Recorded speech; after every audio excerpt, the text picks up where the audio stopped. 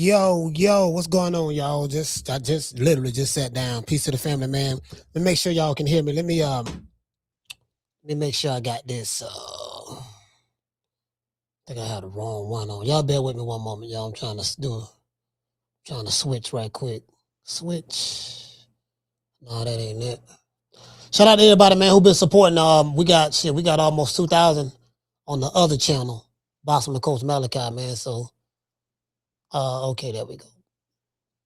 We got almost 2,000 over there. So, man, I really appreciate the people for that. I think this it right here. All right, cool. All right, just want to make sure.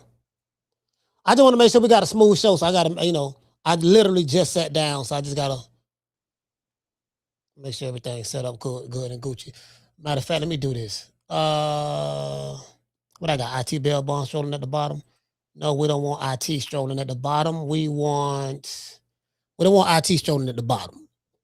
Now let me go ahead and do this and see what it look like this. And I think it should do that. Y'all bear with me one moment. I'm just trying out some shit. I got this new streaming software I'm using, so I'm still learning it, trying to see the functionalities. I realized what happened yesterday. I had it on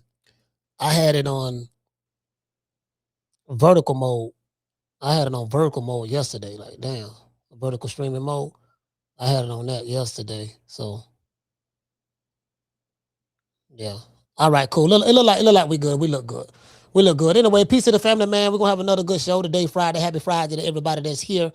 Happy Friday to everybody that's here. As a matter of fact, that should be charged up now. So let me put this keyboard over here.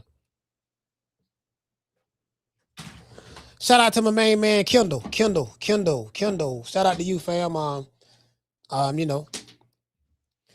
appreciate you, fam. You know what I'm talking about. Whatever you said in the chat that you were gonna send, I got it. Yeah, man, I got it. You know what I mean? So it's that it is what it is as related to that. Shout out to Akila. Akila, what's going on? Now let me go over here and look at the people. Shout out to Akila. Where's Akila at? Shout out to Akila. She giving Daniel a shout out. Shout out to her. Yeah, this is he said they got my guy Bud. He's promoting the fight and future fights. He's good for the sport, retired or not. He's doing it the right way. Yeah, he retired. Yeah, he done. He ain't coming back. That's over. That's over. It ain't. Listen, it ain't enough. I hate Terence Crawford content creators, or I hate Terence Crawford mainstream media outlets like, those guys over there with the Ring magazine and all that stuff there, on the low, because they be hating on the low. They definitely be hating on the low. But ain't nothing they gonna say bring that dude back. He done. He made his money, he done. You know how it is. They don't want us. See, they never want us to leave out on top. They want us to fight till we 50 and get knocked out. They want us to go out like Roy Jones. They want us to go out like James Toney. You get what I'm saying? Just keep fighting, and you got some losses. James Toney ain't never been stopped. One of my favorite fighters of all time. He never been stopped, but he fought way past his prime. You know what I mean? Roy fought way past his prime. Dudes that were knocking him out would have never knocked him out when he was before he moved up to heavyweight and can't drop back down. Like, you know what I mean? So they want us like that. They don't. We can't leave like Rocky Marciano. We can't leave on our, no, nigga, you can't leave. We want you to keep fighting till you get arthritis in your left elbow. You get the gout in your right elbow. We want your ligaments in your right knee ripped out so you can hardly stand, and then we'll give you some respect. True. I said, yeah, boy, they really, listen, boy, shit, nigga can't go out on top. We can't go out on top, bro. We can't go out on top. I'm telling them, boy, they don't want us to go out on top at all. Be mad than a motherfucker. You know what I mean? It ain't like it's the norm. It's like, motherfuckers just don't know when to leave. Ali didn't know when to leave. Whole bunch of motherfuckers didn't know when to leave. That's what happened. And then when the motherfucker do, see this the crazy part about this shit, right? They'll sit back and say, oh man, he fought too long. He didn't know when to lead the game. They'll say that about a lot of the old school fighters, right? Who made, like Riddick Bowles and all that. Riddick Bowe been in some wars, so that's kind of different. But they'll be like, if a fighter come out like messed up or whatever, or because those guys fought, you got to understand back then they had to fight. They had to get it down. Ain't none of this kitty cat shit that's going on. Same day weigh-ins. They had smaller gloves. Look at the gloves goddamn Sugar Ray Robinson them fought in. Don't tell me, yeah, man, Shakur, he said, what he said, Shakur, he said that Sugar Ray's buns, and all that stuff there. I'm like, shit, nigga, you couldn't have whooped him. Fragile as your hands is, no punching power. That speed shit good for these niggas here. You wouldn't have whooped no goddamn, you wouldn't have whooped any of the Sugars. Well, I don't, maybe Shane Moses, I don't know. But Ray Ray Robinson or Leonard. Especially Ray Robinson, them niggas they had 6-ounce gloves. They had smaller gloves. The little leather gloves with no padding in them. 15 rounds. Same day weigh-in. Man, sit your candy ass down somewhere. To this day. He said, you going live for the Usyk fight? Nope. No, sir, not going for that fight. I don't even know who the fuck that dude Usyk fighting. He said, that's a fact, coach. Boxers are not supposed to be smart enough to invest their money and leave on their own terms. Yeah, it ain't, it's certain types of boxers. But you're right, though. Boxers overall, yeah. But shit, but definitely look, definitely us. Look, no, nigga, you better not. Hold on, fam. 42 motherfuckers have tried, 42 have failed. When you beat a motherfucker, bro, it's amazing. Matter of fact, let me pull this up. This is on Facebook. I gotta pull this up. I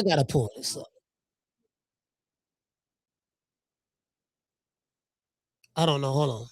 This is yeah. I'm trying to see what's up because I want to get to these comments. These comments is hilarious. You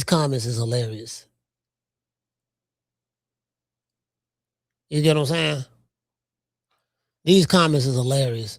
Because I'm looking at this video that was posted on Ring Magazine's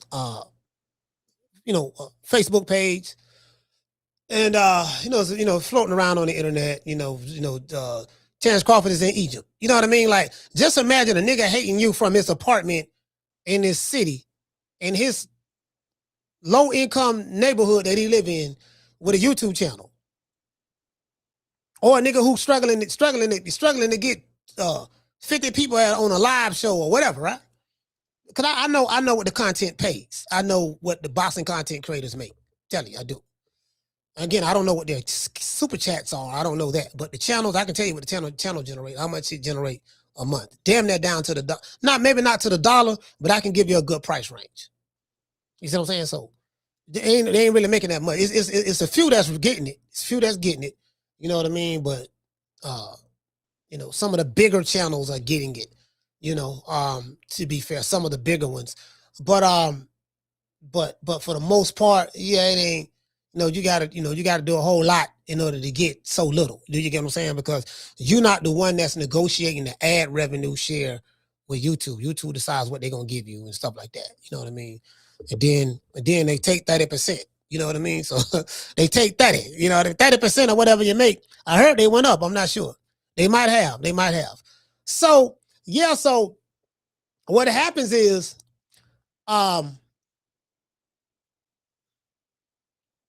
nigga flying around in private jets, ants on the ground, looking in the sky at the eagle. Man, motherfucking eagle, man, eagle ain't doing nothing, dog. He ain't doing nothing. What are you doing down there, sir, on the ground? What are you doing, sir, on your job? Have you ever become undisputed? What success stories do you have? Do you have any success stories? Oh, you don't. True. Oh yeah, okay, yeah, I get it, fam. I get it. So anyway, this is a good one. This is a good one because old Bob Barron, and I met Bob on multiple occasions. Never interviewed him, but I like to. Some people I just, you know, I never seen him, been next to him, spoke to him. He spoke to me. Nice guy, but I never asked him for an interview. But you know what I do like about Bob. There's a lot of shit I don't like about him, but no, I ain't gonna say that. That's some things. I'm 50-50 with Bob. I'm 50-50 with him. You know, he from a historical standpoint, Top Rank has put on some of the best fights in the history of boxing. Everybody's been over there, from the time of the Hitman Hearns to Marvin Hagler, to Sugar Ray Leonard, to Roberto Duran, you know, to Ali, to, you know, Ali the one got Top Rank pretty much started. He the one got Bob Arum into promoting, because at that time he was working, I want to say, with the State Department. He was an attorney on the State Department under the John F. Kennedy administration. He was that. And then when they started, when he was promoting, when I think him and Ali hooked up, he started promoting. It wasn't called Top Rank at the time. It was called something else. I think the version that him and Ali had, it was called something else. It wasn't called Top Rank. It was something else. If my memory serves me correctly, and I think I'm spot on this. And then they ended up changing it to Top Rank or whatever. And of course, they put on historical fights. You know what I mean? Like, Top Rank's boxing catalog is sick. Like, the Top Ranks, if you go to look at their catalogs, you know how like in the music industry, when you sign a record deal, the record company owns the masters. They own the masters, and whoever owns the masters own you. So basically, you know, you're the artist, you're making the songs, but because they fronted the money, you know, they own the right. You sign over all of the rights of ownership to your creation for a piece of paper that, you know, a little bit of money that they're giving you. And then, you know, they get their money in the beginning, the middle, and then they can continue to get their money from years on and stuff like that, you know, until, you know, the copyrights, you know, transfer back over after 30 years or something, right? Back to the artist, if you're still alive. But I say all that to say this. If you look at the Top Rank's boxing catalog, it's second. It's probably second to none. True. It's probably second to none. If you look at Top Rank's boxing catalog, you see what I'm saying? If you look at Top Rank's boxing catalog, yeah, it's probably second to none. It's probably second to none. If you look at his boxing catalog, like them Don King Promotions and Top Rank catalog is probably deeper than Don, is because Don King Promotions fell off and Bob kept going. So from the point, if you look at from the point of Don King Promotions falling off, and then look, Top Rank just kept going. They was able to adjust. See, and that's because Top Rank company is set up like a Fortune 500 company, like a real corporation. You have share. I think they have shares. Well, I don't know if they have shares, but you know, they got a CEO or a vice president of operations, you know, a CFO, you know, they got that shit structured like a corporation. You know, Bob Arum dropped dead right now. Top Rank ain't gonna miss a beat. For Don King Promotions, Don King was the sole guy running everything. So, and then everybody he fucked with, you know, they ain't with him no more. Some of them might still be with him or whatever, but they never. Don got. Some people like to say, well, Don got ran out the game, like the white folks ran him out the game and all that stuff that they blackballed him. No, I think Don kind of like blackballed himself, because Don King, my favorite promoter of all time, but he did a lot of shady shit. So by him doing a lot of shady shit, fighters suing him left and right. He's the originator of the back end contracts. Yeah, I think that's where Al Heyman got that from. Hey, look here, baby boy, check this out. This is what we gonna do, right? Now, I know I told you I was gonna give you $1 million guarantee, but you know what I mean? But the tickets didn't sell that good this fight. So check it out. This is what we gonna do, right? But don't worry about it though. We can still recoup that. Just sign this right here. You know, I'm gonna give you the other. How much you said you wanted? 8 million? Okay, I'm gonna give you the other 8 on the back end. Just get the matter of fact, fucking, I'm gonna give you 6 on the back end. Just take this 2, and then I gotta take my fee out of the 2 that I'm giving you. I got to take my fee out of that. And then we still got the back end. You see what I'm saying? Now, the back end is contingent upon the pay-per-view sales selling a certain amount. So, you know, now, y'all ain't going to let you look at the books. Now, you can't look at the books. Just take my word on it and take what I'm paying you. True, true, true. Yeah, so Don ran himself out the game. Ain't no white folks did nothing to him. He did that to himself. You know, I believe in accountability. Did you get what I'm saying? So he did that to himself, and he burnt so many bridges. Now, Don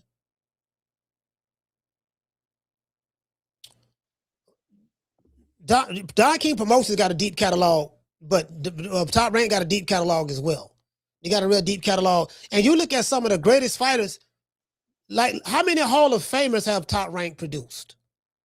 How many fighters that went through Top Rank, whether they stayed or left, they got their start there, ended up being Hall of Famers. That's a show. That's a whole entire different another show within itself. So, you know, I have my pros and cons about it. But I kind of matter of fact, hold on, let me do this. I kind of let me see. I want to make sure I got this going right now, because I want to be able to read my opening monologue. I want to read the opening monologue, because I didn't read it yesterday. I had a good one yesterday. But I want to read the opening monologue today. Open that in the new tab. And all right, so I'm going to do that like that there. All right, let's read this opening monologue. Bob Arum praises Terence Crawford for retiring on top. And a whole bunch of other motherfuckers are mad. He said, we're largely responsible for his success. All right.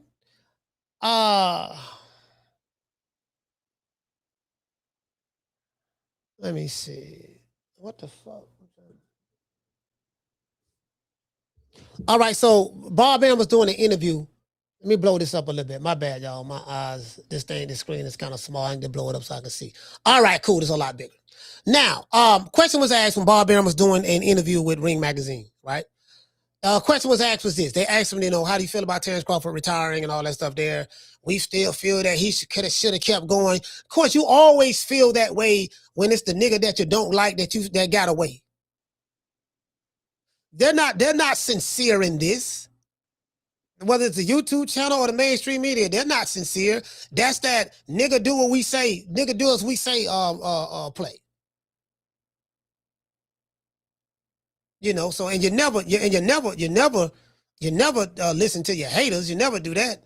Your haters don't never really want to see nothing go good for you. So you get what I'm saying? Like you on a private jet flying to Egypt, and they at home doing the same shit they've been doing, struggling.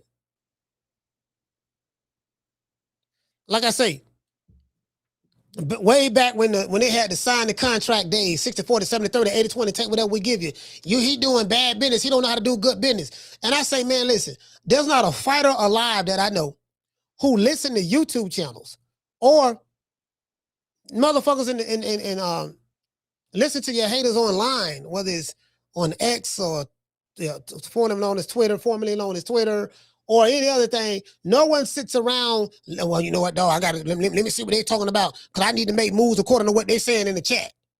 Motherfuckers who ain't never read a boxing contract, and motherfuckers don't even know how to negotiate a 50-cent raise on their job, was telling multimillionaires that they are doing bad business while living check to check, making $15, $20 an hour.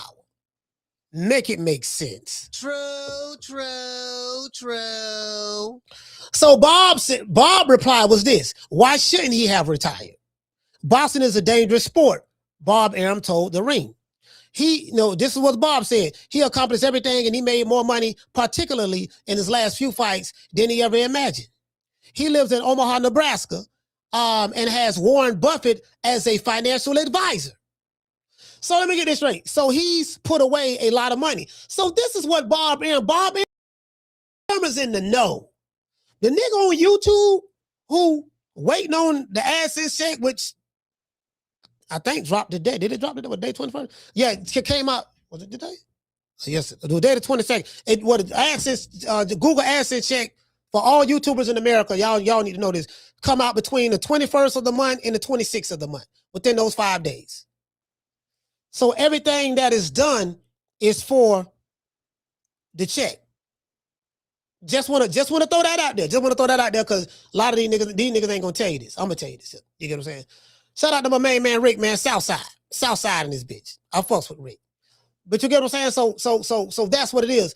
But a guy who's dependent upon the white man from Google to send that check or working on your 9-to-5 job is going to tell a nigga who flying around the world on private jets, have resources, access to wealth and people and influence that someone like me and you would never have, that they're doing bad business. Well, my rebuttal was always this. Well, if Crawford is doing bad business, what type of business are you doing? Literally. So Bob said he's accomplished everything and he made more money, particularly in his last few fights. Of course, if you fought with Turk Al Sheik overpaid a lot of motherfuckers. Ain't nobody got paid what they was worth when they fought with Turk Al Sheik. Turk Al Sheik overpaid everybody. You know what I mean? He had the money to throw it away like that, but now they tightening up the noose a little bit. They tighten it up a little bit. Now they doing a little something over there in Zuffa, which is crazy. But I'm gonna tell you what happened when they came in with all that big money. It threw the market out of whack because $3 million fighters now feel like they should be making $8, $9, and $10 million because they made 10 fighting for the Sheik. So now that same fighter who made 10 fighting for the Sheik is saying that, hold on, baby boy, hold up, swole up. Shit, you know what I mean? This how much I'm worth. No, that ain't how much you worth, fam. That's just how much Turk Al Sheik paid you. He overpaid you by $7 million. True. Because if that's what you worth, then the person who put the money up on you will see a return because you would be that draw. You are worth that because you draw that number or more at the box office. If you don't draw that number or more at the box office that you're getting paid, then you're really not worth that. This dude just being generous. True. This dude just being generous. Did you get what I'm saying? I mean, that's just the truth. That's just the truth. But that's neither here nor there. So Bob said, why should he subject himself to all of that work preparing for a fight and maybe getting hurt? You saw it with Marvin Hagler. Marvin Hagler rolled off into the sunset as well when he could have made a lot of money. Because Marvin could have came back and fought Sugar Ray in the rematch. But Marvin was so hurt at the fact that, man, I lost in Vegas. You know, Sugar Ray ain't really do nothing hellified. You got to take the belt from the champ, and I beat him and this and that. He lost to a split decision, and he was like, man, fuck this shit. He just got done with the politics, the boxing. I remember he said, man, you don't fight Ray in Vegas. I mean, come on, man. He was, you know what I mean? So, well, Sugar Ray Leonard, Marvin Hagler, you know, Marvin, my guy. I love Hagler, man. And Sugar Ray, you know, them two of my favorite fighters of all time. Them my goats. Like, them my goats, man. Like, you know, like shit. Nigga can't say nothing wrong about any of my goats. Can't say shit wrong about the greatest fighter of all time, Sugar Ray Robinson. You can't say nothing about the greatest heavyweight of all time, Muhammad Ali. Larry Holmes. Sugar Ray Leonard and Hagler, Roberto Duran, Salvador Sanchez, like the old school cats, I fucks with them heavy. When I see a new booty talking slick, I say, this new nigga don't know nothing. You an Instagram fighter, fam. You came up in the social media era, fam. You wouldn't know a real fighter if he slapped you in the face. True. I say, yeah, I ain't finna be sitting there arguing with these niggas about this shit, man. Niggas, you not even my equal. You're not even my equal boxing wise. You know what the fuck I look like arguing with you for. You get what I'm saying? Anyways, but that's what Bob Arum said. Bob Arum said that the fact that we wasn't able to get carry him over the goal line, he said that's unfortunate for us. But it is what it is. That's show business, said Bob. Of course, I'm genuinely happy for him because we are largely responsible for his success. And to a degree, he's right about that. You know, Crawford was with a little small independent promotional company prior to Top Rank picking him up in 2011. He started as a pro in 2000. 8. And I think he had like 14 or 15 fights at the time, by the time he got to top rank. I want to say 15. I could be wrong, but I think Bob picked him up. He was on his 14th or 15th fight, somewhere around there. He was with Cameron Duncan. Cameron Duncan didn't really believe in him like that. Not like that. And yeah, they picked him up in 2011 because that was around the time that Crawford met Timothy Bradley, and he sparred Timothy Bradley, and he gave Tim Bradley that work. How do we know he gave him that work? Because Tim Bradley said so on this podcast. That video got about 300,000 views right now. True. As well as the other interviews, because I made my micro content out of that. Like he was the first one that told it, and then he showed the video on his channel, but he the first one that told it. He had the family say, "Yeah, man, that motherfucker, man." He said, "I was sending motherfuckers home. He had them beat Dylan. You know, he was sparring Crawford to get ready for the, I think, Devin Alexander fight or something of that sort." And you know, he was beating all these dudes, and he said, "Man, this little country boy from Omaha, Nebraska, man, came down, and he said he ain't had no water, he ain't had no trainer, nobody in the corner telling him nothing. He said it was just him." He said them ragged ass braids he had, it was just him. Well, you get what I'm saying? So Bob is right. They are largely responsible for his success. You know, he had the platform to be able to show his talents. Bob let it be known that he said, when I got Crawford, he was a non-entity when he first started with us. But our matchmakers discovered a rare talent, and we brought him along correctly. He said we were very proud of that. While Arum has always praised Crawford for his superior skills, he has previously crushed him for his economic potential. That's the way the great should retire. Absolutely. But it's rarely the case, Bob said. And he's right about that. It's rarely the case that the greats, that a great fighter retire on top. Because a lot of them, they got to keep fighting.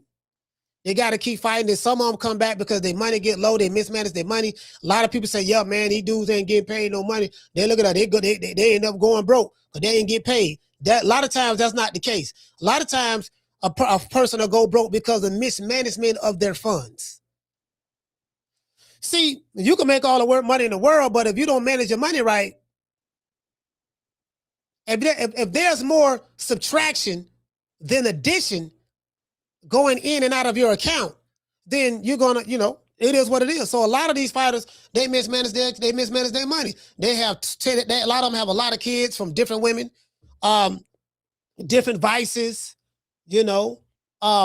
marriage. A lot of dudes, it's not even the kids. It's the marriage. A lot of these guys, they get married. Then if they get a divorce, depending on what state you is, half of that going to her. And then she got kids on. So if you're rich, unless you're with somebody who's been with you from the beginning and stuff like that, it'd be very hard pressed that I would advise any man or woman to get married. You know what I mean? Because if you got money, it's like, man, you gotta, because marriage is a business as well. So you gotta always factor that in. Because you're like, yeah, dog. Then you gotta watch these, depending on what sport you're in, you have to watch your financial advisor. Because this motherfucker specializes in money. He specializes in how to move money, hide money, invest money. He specializes in deceitful practices and all from an economic standpoint. So you got to watch motherfuckers like that. You got to watch family. You can't be too generous to family. You get what I'm saying? It's a whole lot of stuff. And you have to surround yourself with a good team of people who are trustworthy and can be disciplined enough not to try to fuck you over or steal from you. So you gotta, and you learn that over a period of time. Bernard Hopkins was great at that.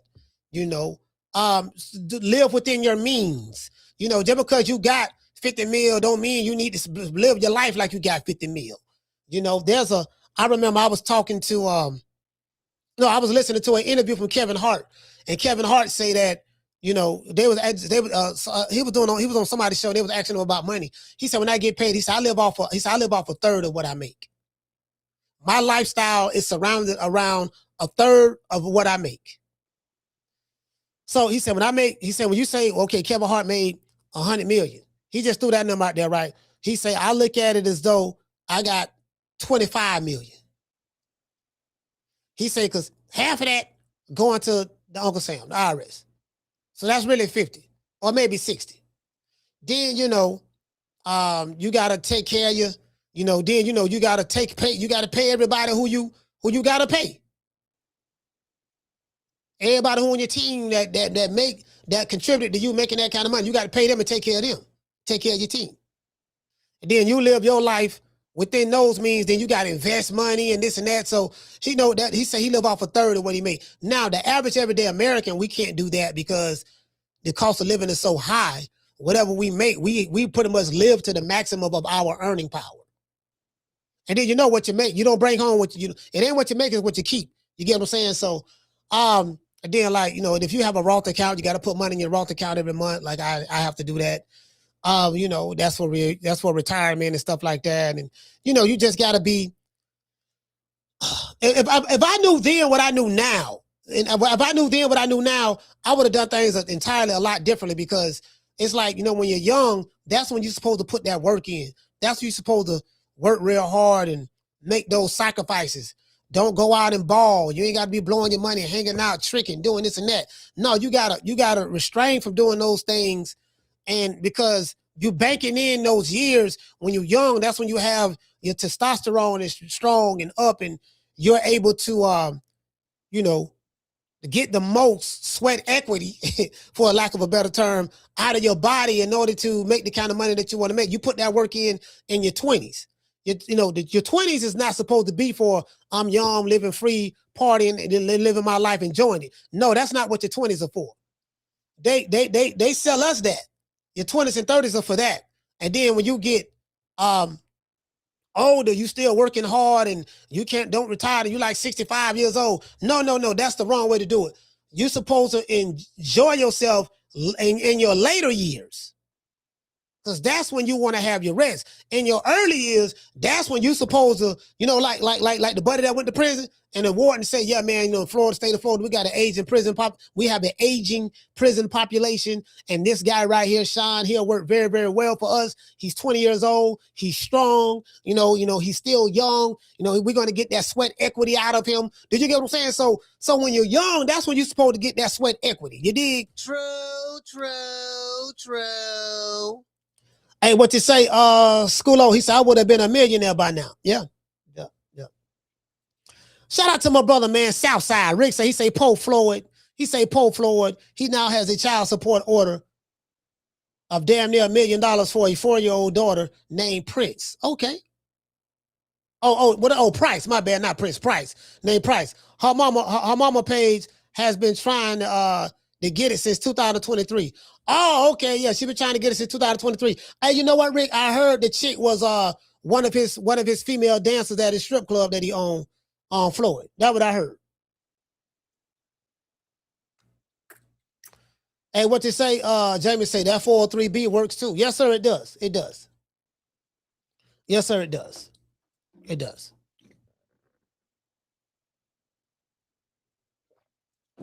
Y'all hit the like button for the old boy, man. Hit the like button for the old boy. Anyways, yeah, you get what I'm saying? So that's the reality of the situation. That's pretty much, Bob, right? Bob, like, yeah, man, you got motherfucker got to go out on top. Like, this is what gets me, right? Let me show y'all something. Like,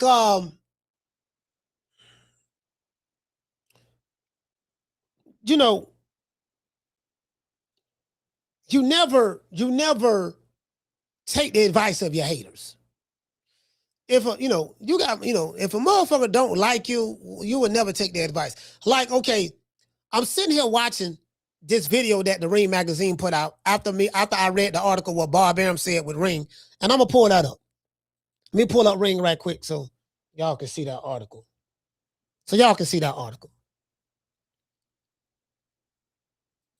Let's pull that up. That's speaking of goddamn Sugar Ray Leonard. I'm looking at Sugar right now. Hold on. Let me go over and let y'all know what I'm looking at. I'm looking at Sugar right now, man. Looking at Sugar. You dig? I'm looking at Sugar. Y'all see Sugar right there, man.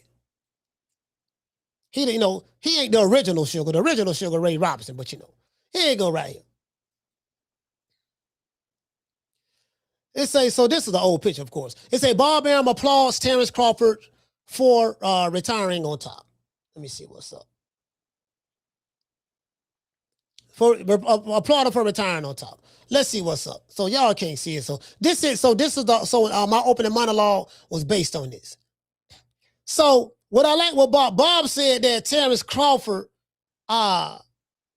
he said that Warren Buffett, he said Terence Crawford accomplished everything and made more money, particularly in his last few fights, than he ever imagined. Those are the facts. He lives in Nebraska and he has Warren Buffett as a financial advisor. So hold on, so let's stop right there. Let's stop right there. So he got Warren Buffett as a financial advisor. Why would he listen to some niggas on YouTube? True. Why would he listen to Fag Non? Janitor Farty? Shigo? Doodoo Brown? Ellie Sucker Nigga Nutsack? Max Kellerman? Chris Mannix? Mike Coppinger? Digital Ops. Like, motherfucker got my financial advisor is Warren Buffett. Why my financial advisor ain't Pookie from the Boxing Boys? Shout out to the Boxing Boys. My financial advisor is a nigga that's in the chat calling in on his break on the Boxing Boys, arguing. My financial advisor ain't like, who the fuck listening to them niggas? True. Who listening to them niggas? like for real. You get what I'm saying? Like, who listening to them? I'm just asking. I'm just asking. Warren Buffett, niggas on YouTube. Warren Buffett, niggas on Twitter. Warren Buffett, niggas in the comment section. Who I'm gonna listen to? True.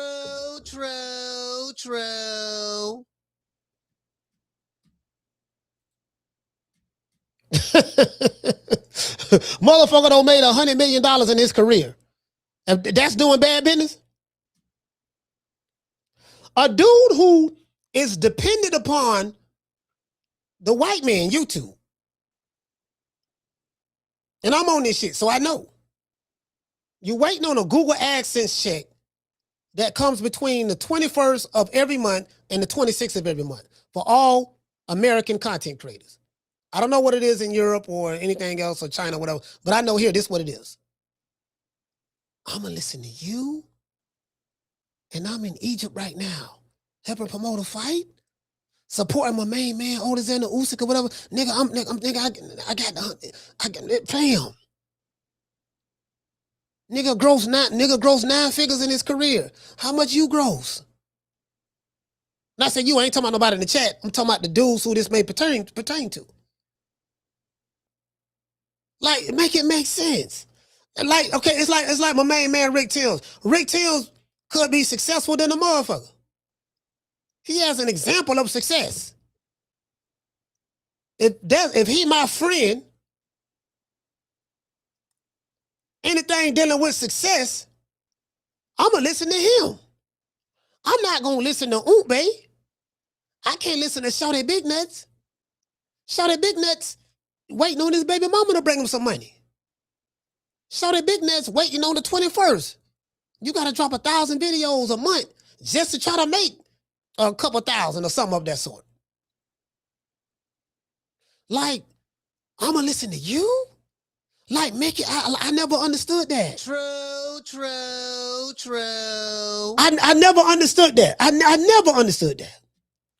But only on the, but listen, but only on YouTube. Yeah, man, I spoke to Fat Yarn. You know, he a lawyer. He a lawyer. Okay, he's a lawyer. What, sir? What is he a lawyer? Is he a family lawyer? Is he a criminal lawyer? Misdemeanor lawyer? Is he a traffic ticket lawyer? Is he a divorce lawyer? Like, what type of lawyer this nigga is? Is he an entertainment lawyer? Because if you're a criminal lawyer, you don't know nothing about entertainment law. What type of lawyer you is, nigga? Oh, you a YouTube lawyer. True. Hey, Schoolo, I'm a YouTube lawyer, dog. I'm telling you, dog, you need to listen to me. I'm a YouTube lawyer, dog. Been doing this shit for 5 years, dog. I don't crack many cases. Just bring the contract over here to me so I can look at it, dog. Let me look at it. You see what I'm saying? And get what?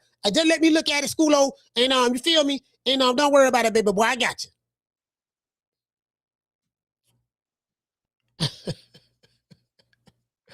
You can't make this shit up.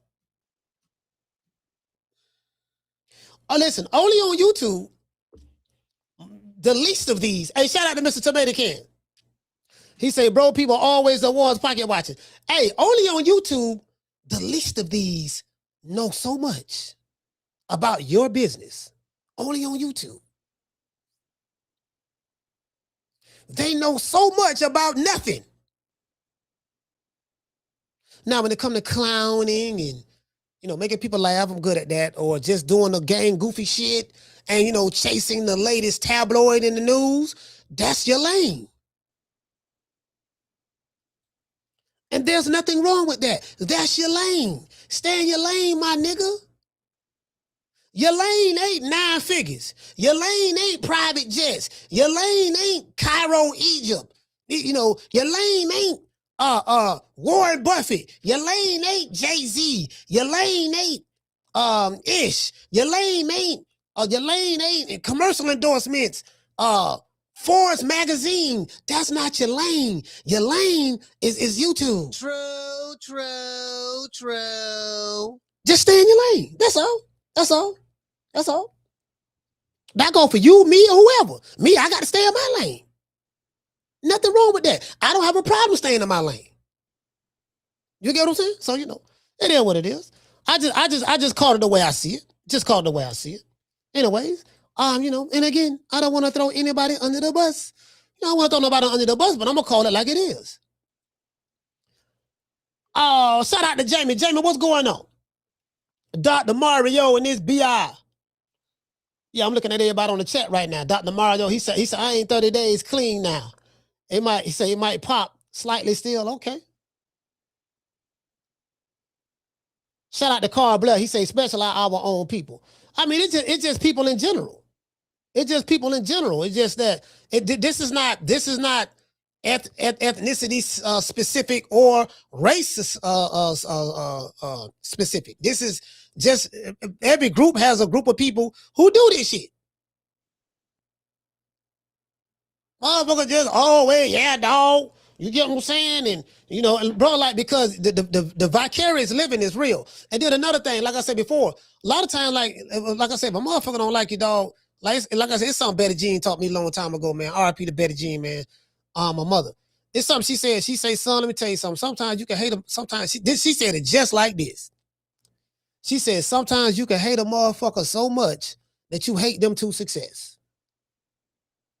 And bro, that shit been stuck in my head, dog, like forever. Because sometimes there'll be forces that come against you, but then, and the forces are to test you, test your resolve. Can you endure this? Can you endure that? It said God gives his strongest soldiers the hardest of tasks. It's a parable I used to hear, like God's favorite soldiers, his ones who that he know what he created. When he created them, he know what he built, what he made when he created them. He allowed them to go through so much shit. Then you may look at another motherfucker who built, he ain't built hard body like you. He ain't built hard body like you. So he go through a little something. He complaining, whining. Oh man, I can't believe it. Like he ain't strong like that. Did you get what I'm saying? That's what they say. That's what they say. You know what I mean? So, yeah, you know what I mean? But, this ain't no, you know what I mean? This is just, people are people. I don't want nobody to think that one group of people is different from another group of people. There are some differences, and we do have our own cultural norms, but for the most part, you are part of the human race. human beings are human beings at the end of the day. Evil is not race specific. Every human being has the ability to commit evil. Some of the most heinous things that you can think of, every human being have the ability to do that. No matter where they at on the globe, no matter what city, neighborhood, country, or whatever, or socioeconomic status in society, everyone does. And every human being has the ability to do good. It's a choice. It's who it's what's in your genetic makeup at the end of the day. So so that's how I look at it. I'm like, okay, man, again, Bob, like, he wish he could have got him over the line, meaning he wish he could have gotten them big fights. But I look at it like this here, right? Everything happens for a reason. And had Bob not, did what he did, or, talk bad about his fighter the way he talked bad about him in the public, and the lawsuit, I think the lawsuit got settled very, very quietly. That lawsuit got settled very, very quietly. Had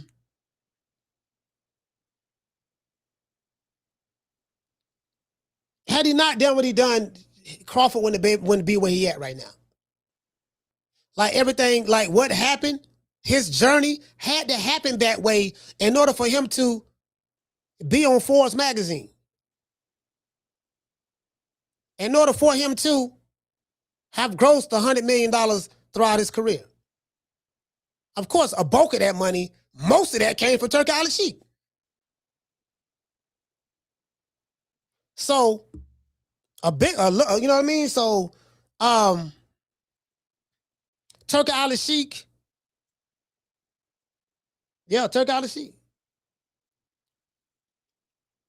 Him and Spence made like 25 mil from what's being reported.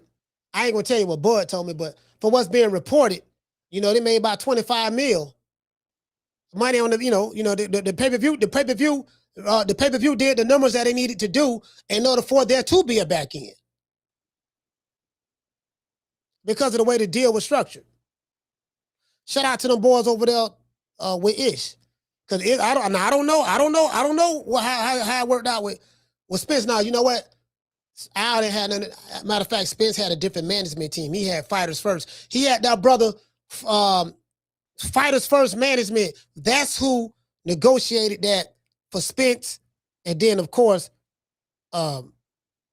Crawford attorneys and Ish, they struck to that. You know what I mean? So, Crawford team made sure he was good.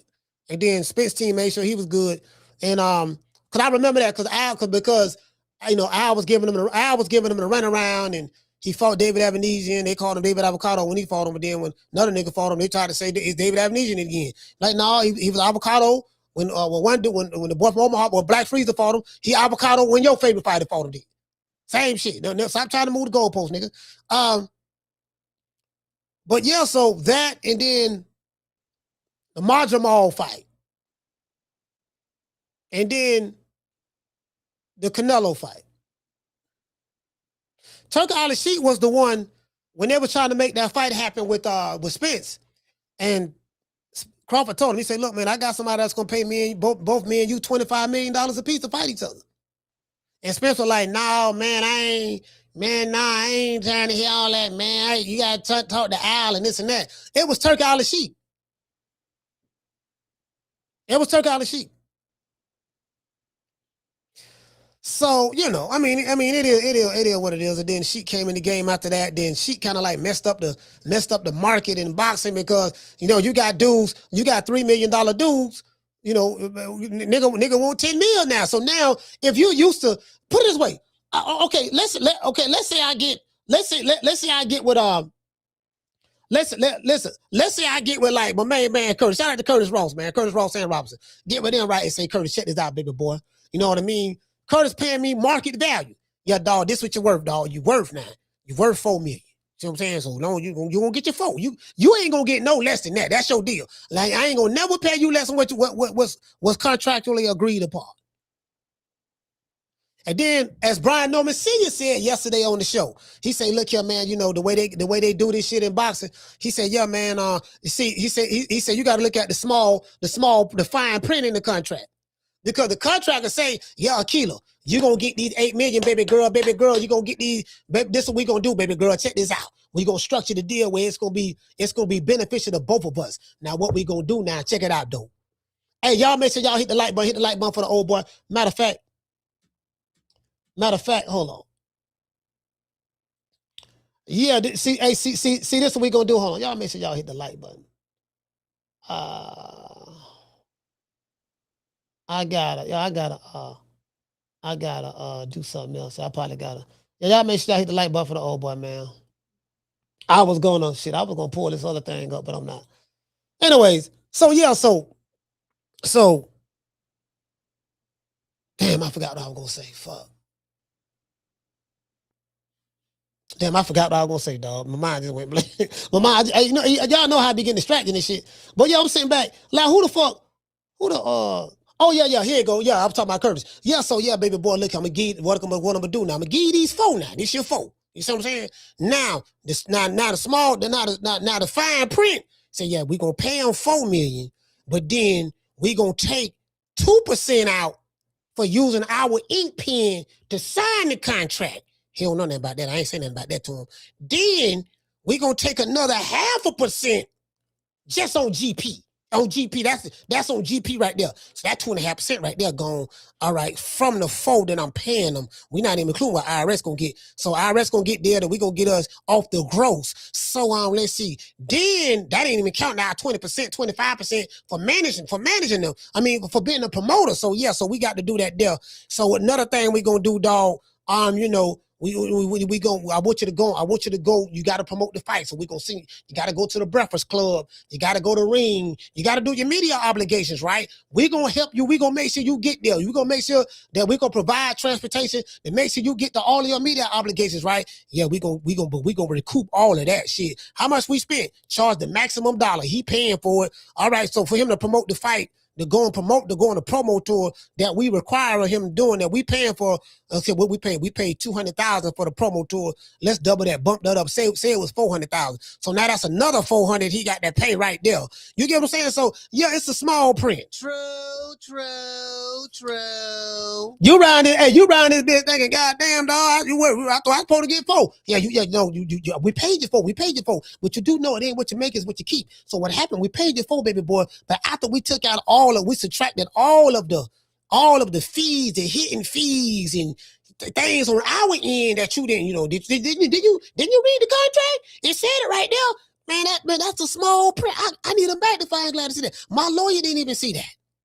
Oh, sorry about that, dog. It is what it is. But it's a fair contract, man. You get what I'm saying? So, he said that. I remember Brian Norman said that. He said, yeah, dog, motherfucker, you have no idea. And then especially, hey, check this out. Especially if you got an advisor and a manager.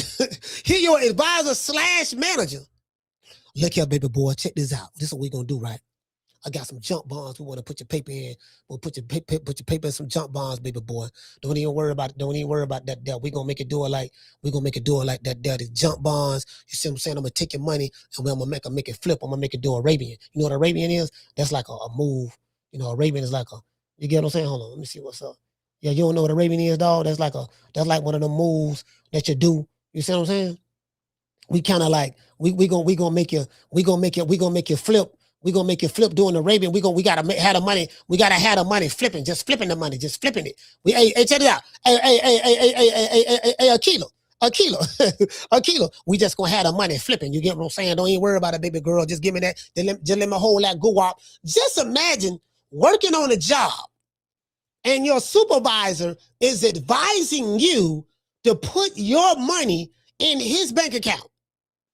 And he's going to take it's a company account, a shell account that he control. Yeah, see, baby boy, I set this up for you, baby boy, for tax purposes. He don't put the talk game on you so good. You know what I mean? Because most fighters, They know how to fight, but they're not the brightest in the world up here when it comes to the finances. And just as hard as they fight in the ring, they got to fight just as hard out the ring to keep their money and to make sure they get paid. So, boxing is a cutthroat game, boy. It's cutthroat. That shit, they say is very similar to the music business. Very similar to the music business. True. Shout out to Curtis. He said the way you explain stuff as the person is hilarious. Yeah, I'm just saying, bro. I'm just trying to imagine the conversations that they have. Shout out to Dr. Mario. He said when you bring your 50 in person entourage to the fight, who you think paying for those seats and hotel rooms? Facts. You got a huge entourage. Everybody in the city want to come out. Yeah, boy, let me get them tickets, baby boy. Boy, I heard you from the Waller. Boy, we need tickets, VIP. Somebody paying for that. Yeah, man, the promotional companies, they gave us 100 free tickets to pass out or whatever. No, they didn't. They ain't give you a motherfucker thing. You bought those tickets. You just don't realize you bought them yet. You know you paying for the ticket. You don't know that, right? Yo. Yeah, they getting all that. They getting all that. Facts. Listen, bro, they getting all of that. They getting all of that and some. They getting all of that and some. Facts. So, yeah, baby boy, you know what I mean? So what we gonna do now? See, now you know about the back end. Like, I'm hearing, bro, this is the honest to God truth. I don't want to say the nigga name, old nigga, but I'm not old, old crusty. He's an old crusty. You know what an old crusty is? The old crusty is just somebody who's just old and bitter, just bitter. It ain't nothing wrong with getting older because that's the natural progression of life. We're all going to get older. We're going to become old and we're going to die. That's a known fact unless something tragic happens to you. But that's pretty much what it is, right? But however, I'm going to say this. An old crusty is just someone who just bitter. It ain't nothing like an old bitter mofo. Speaking of bitter, I got to tell y'all this story. Remember, I was telling y'all I was at the barbershop today, and me and my barber, my homeboy Ben, man, we was talking about his granddad. We was talking about his uncle. And I told y'all, shout out to Aquila. His uncle is 72 years old. 72. And he's one of the meanest mofo lowdown around this town. He just mad for nothing. And, he was born, he's 72 years old. So that would make him, let's say if my mother was alive, my mother would be 82. So he was born in 1954. Yeah, he was born in 1954 because my mother was born in 44. So he was born in 54. He's 72. So he is the most honest, most racist person I've ever seen. And I told y'all, if you want to see, there's no one more racist than an old white man or woman from the South, or an old black man or woman from the South. Because that era of people, it was a different era in America. They had so much open contempt for each other because one group of people benefited from being born a certain race, and the other group of people were persecuted for being a certain race. So their worldview on each other is different from the average white person or black person in America right now. They went through some shit. One benefited and the other one was on the receiving end of it. So this dude is one of the funny, but he funny. Listen, I've never seen him smile. He don't laugh, none of that. He just one of them old dudes. He always looking mean. Like if you ever seen a viper rattlesnake. I'm not saying he's a snake, he's not. But I'm talking about the look. If you ever seen how mean a viper looks, he looked mean like a viper. And bro, we was having a conversation. Aquila, I swear for God, I say, boy, we can get this dude, him and DC Gray together. Boy, him and DC Gray, y'all think Gray something? Oh, y'all think Gray something. And Gray is a mother. Gray is a mother. I'm being honest with you. Gray was a mother. Hold on, my goddamn eye. Gray don't like. I ain't never heard Gray say nothing about no white folks, so I can't, you know. But this dude, bro, we was in we was talking today, right? We was talking about basketball, and so Ben was telling his uncle, yeah, man. Cause he was talking about he talking about, yeah, man, you know how we dominate every time see you know, cause he wanted to do he gonna talk about politics and race. Yeah, man, see every time we get involved in the sport of world, we take that shit over. See what I'm saying? See them crackers, he say crackers. In Florida, we say crackers. White folks say crackers, black folks say crackers. See them crackers, they just try to hold a nigga down and this and that. This how he talk, right? So I'm on that good green. I'm laughing like a motherfucker, dog. I said, I need to get this nigga on camera. I said, I got to get him on camera. I'm going to just video him. When he come in the barbershop, I'm turning the camera on and just recording. That's what I'm doing. I'm just turning the camera on and recording. Because he is hilarious, bro. He like, so Ben was like, well, look here, man, Larry Bird was a motherfucker, man. Like, Bird, man, Bird, he was a bad boy. Man, Larry Bird wasn't shit. True. That cracker wasn't shit. You see what I'm saying? I tell you what, every time I turn around, you keep talking about how great one of these crackers is. I tell you what, Darren, he said when you look at the greatest players when you look at the top 5 of any league that we're involved in, he said they nowhere to be found. Bird ain't in the top 5 of all time, is he? Ben was like, Ben couldn't say that because he wasn't. So he said,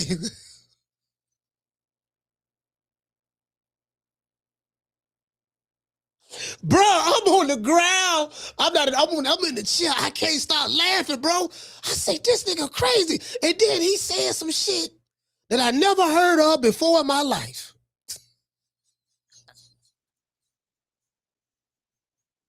He said some shit that I never heard of before in my life. He said, if the crackers so bad, I tell you what, give me the best 5 crackers in basketball right now.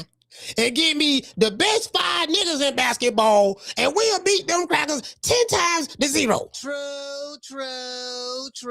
I was like, damn.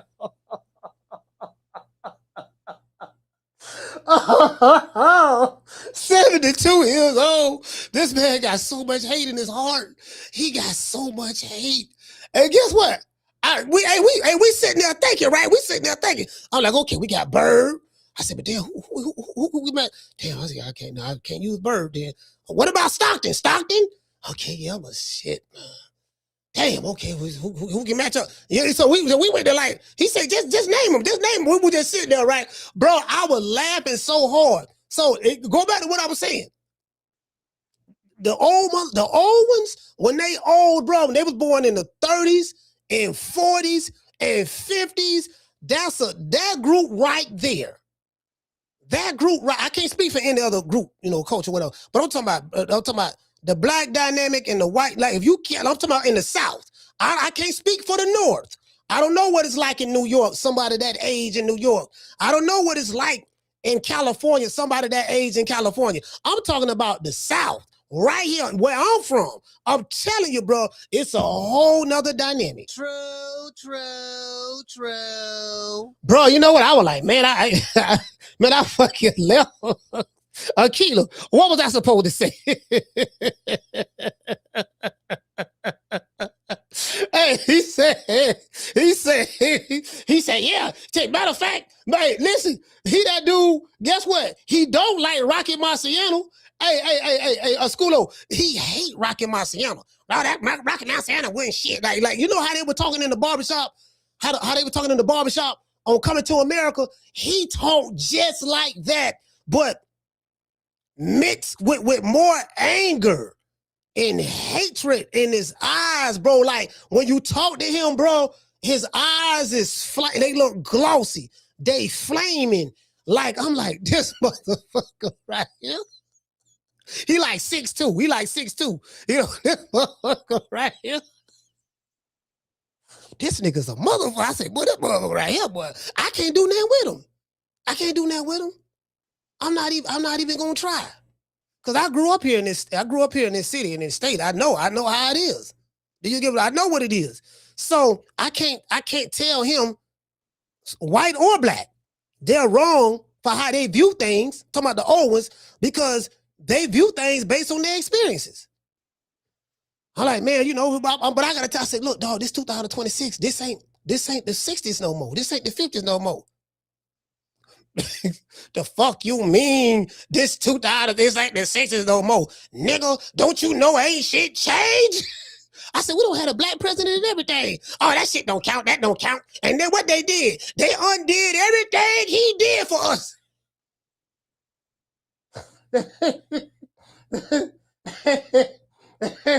I say, man, you know what? I'm sorry, man. I'm finna go, man. I got to go. I had, bro, I was laughing so hard, bro. I said, I gotta record this. But now, I promise y'all, the next Friday, dog, I'm gonna be at Foster's Barbershop. Listen, I'm gonna set it up with he there. I'm gonna get him. It don't take much to get him started. It do not take much to get him started. It do not. And put it this way: if he was on boxing, if he was on social media and boxing, if he was on YouTube and boxing, he'll be a member of the LDBC. He's the perfect candidate for the LDBC. He'll be right there with him. He'll be, yeah, the motherfucker cheated. Yeah, Tyson Fury cheated. Everybody know he had something in his glove. Fool, didn't you see something wrong? That man ain't never fought like that before. Why, bro? Like, he'll be that dude. No matter how much evidence you show him. Okay, look, this the video right here. This the camera. What that is? This is the camera. This is his trainer. Who, the white boy? Yeah, this is his trainer. Okay, damn. They watching. That's AI. That ain't no real video. That's AI. Something's in his goddamn glove, and I don't care what nobody say. True.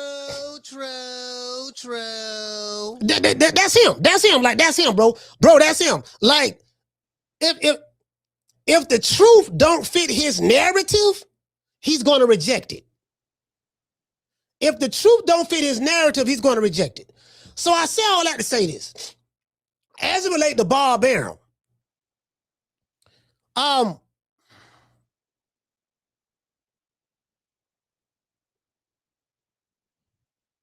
Bob, if you look at all the top ranked fighters, for the most part, as of late, like if you look at the past 2 years or whatever, right? You know, most fighters, they don't stay with the company that they started out with. Like, a lot of fighters who started out with Bob end up leaving.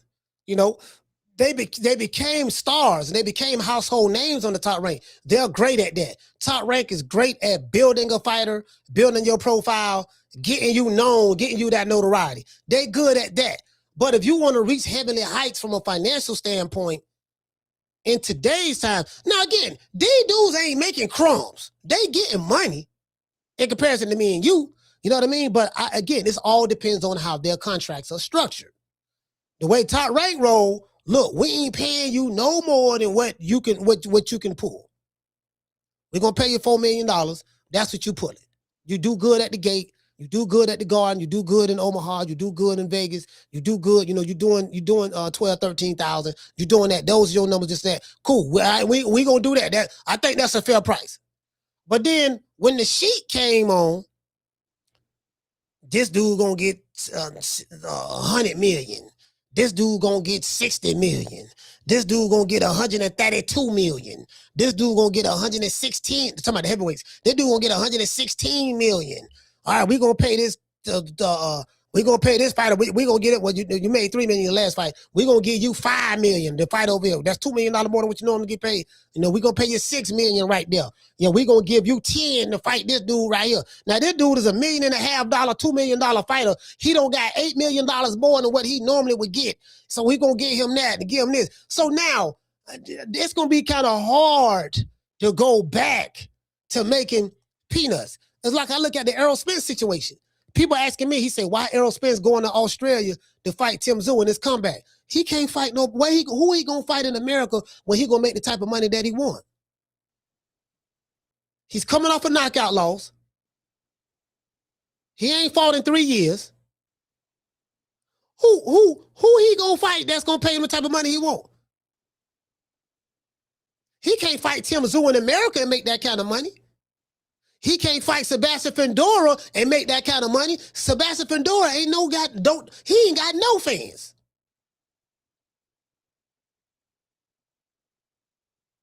He's not a draw.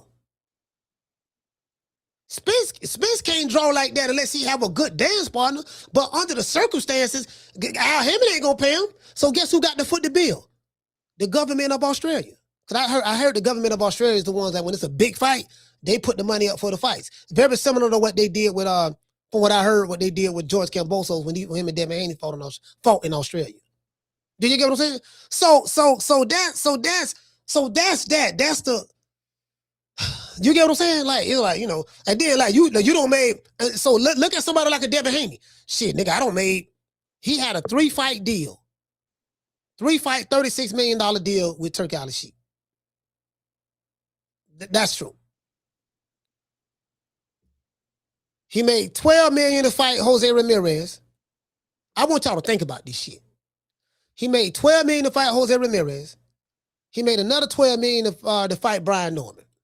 So that's $24 million he done made in 2 fights. He having trouble getting a third fight. The Sheik ain't involved. He having trouble getting a third fight. You know, he need to fight a big name in order to get that $12 million. So he got one more fight, but you know, he's having trouble getting it because, you get what I'm saying? All the fighters are tied down to promotional companies, and it's gonna be up to the promotional company to decide whether they want to let that fighter fight him or not. And then it's gonna be up to that promotional company who gonna pay Devin the type of money that he want. Because Devin Haney don't put their money up for their fights. So if you a top rank, shit, I know what the Sheik paid this nigga. I ain't paying, because you know Bob gonna pay you. He gonna pay you your money, but he gonna pay you what you sign. Now, hold on, wait a minute, kid. Now, there's $12 million. Like, who the fuck gonna pay you that? Well, how am I gonna recoup my money? See, a good business deal is when, this what they'll say.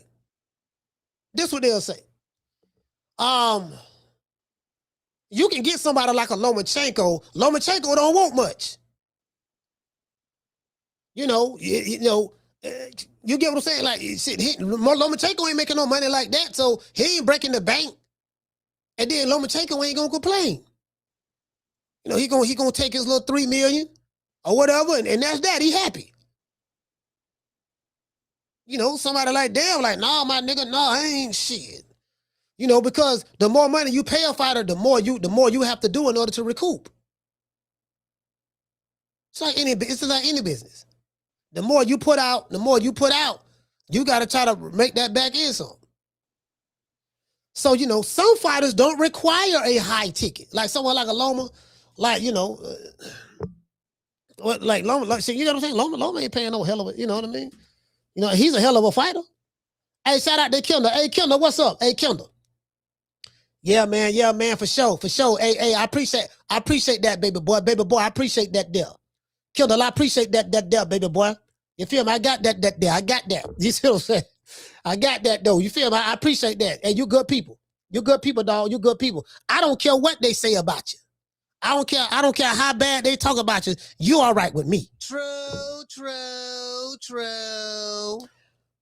Shout out to my main man, Jamie, man. Jamie, what's happening, baby boy? What's happening? You dig? Shout out to Nikki. Nikki, what's going on? Let's put the people back on the screen right there. Tony Montana say facts, coach. Yeah, see, one thing about me, man, I believe in. See, I don't mind speaking the uncomfortable truth. The reason why I don't mind speaking the uncomfortable truth, shout out to Dr. Mario. Dr. Mario, what's happening? The reason why I don't mind speaking the uncomfortable truth, because, it is what it is. Like, we grown. We ain't kids. We gonna have grown folks conversations over here. That's how I am. We're gonna have grown folks conversations, irregardless of do, why, did it, who, what, when, or where. I really don't, you know what I mean? That's just reality of the situation. So, but had Bob Arum not, talked about, I could have built a mansion in Beverly Hills for all the money I lost on Crawford, because Crawford had a guarantee of his minimum was $3.5 to $4 million, and Bob had to pay him an extra $500,000. Was it extra $500,000? Or no, he had to pay him like an extra $500,000 or $1 million extra on top of the minimum every time he could not land him the big fight, because he wanted Pacquiao. Bob snatched that from under the rug, and he wanted Errol Spence. So since Bob could not produce those fights for him every time he fought, I want to say it was $500,000. So every time he fought, it went up $500,000 each fight. Guarantee. This is guaranteed money.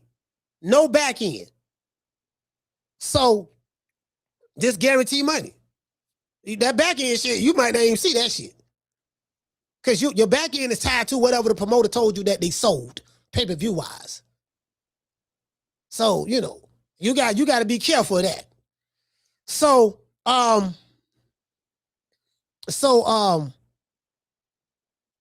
when he fought Sean Porter, I think he made $6 million. Guaranteed. Because that fight went to a purse bid, then they avoided the purse bid. Yeah, they had the 60-40 split. Yeah, guaranteed. Then he left there, went to BLK, got the $10 million over there from Dez. I know Dez personally. I know what he got, because I spoke to the source. Blue Blood didn't lie about that. And I know the conversation me and Dez had. He told me that. Nah, I'm not gonna say that. But he told me the situation about AB. He told me the situation about AB. I'm gonna just say that.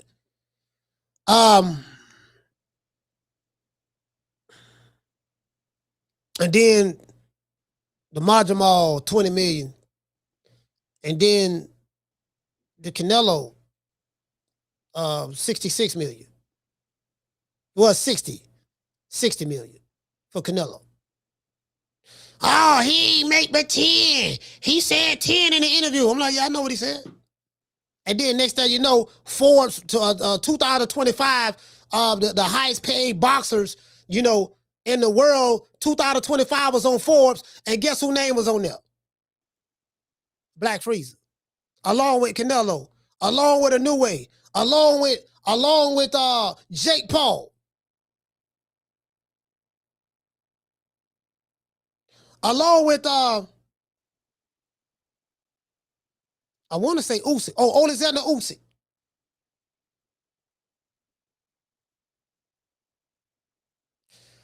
So unless Forbes lying, maybe the nigga on YouTube telling the truth.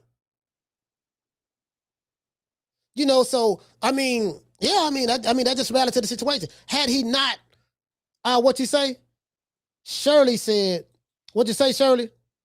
Shirley said, Coach, you hear about Floyd suing over getting defrauded over $175 million? No, I know Floyd sued.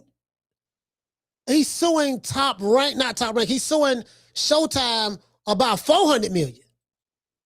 I don't know about $175 million.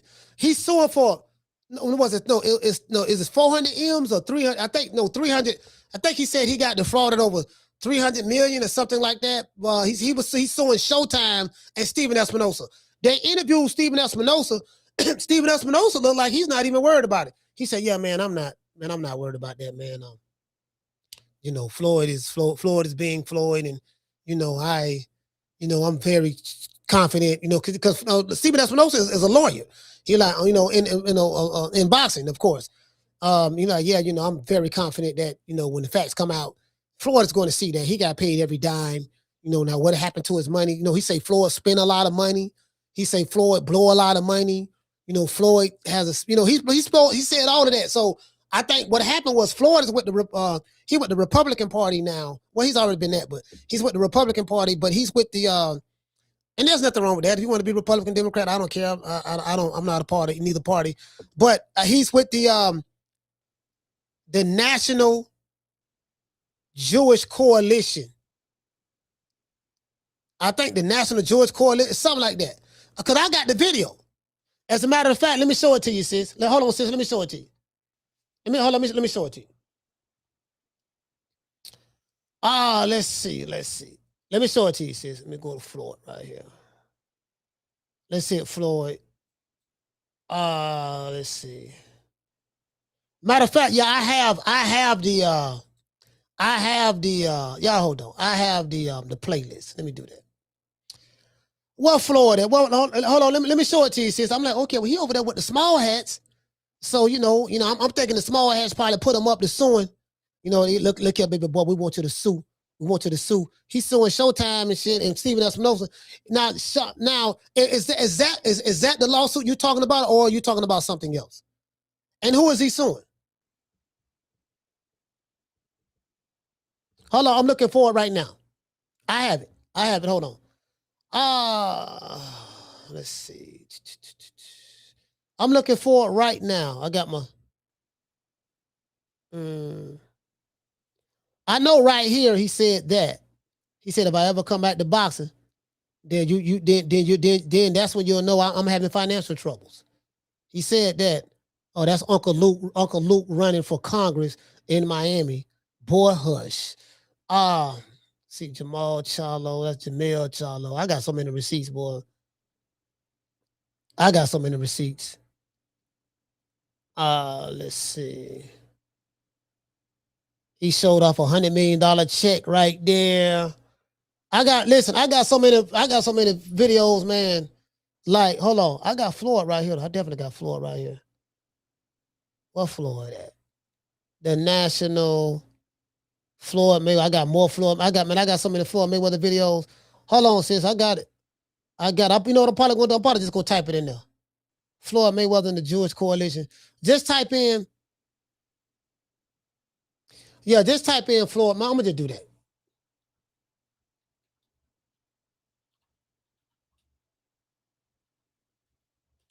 Jewish Coalition.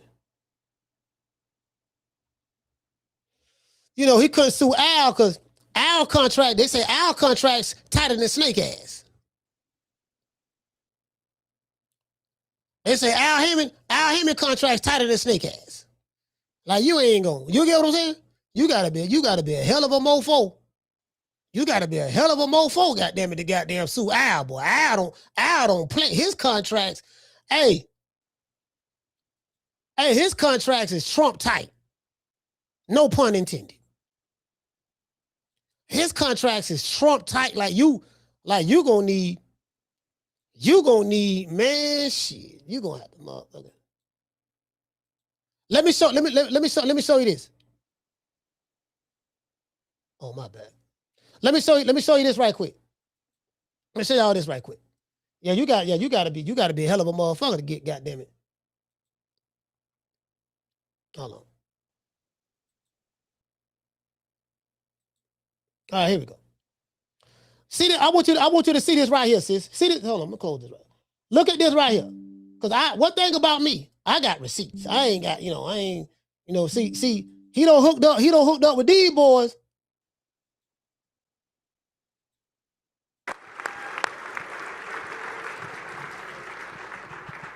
So, no matter. Hold on, let's see what they say. Hold on. I'm trying to listen to the show a little bit. See, can y'all hear it?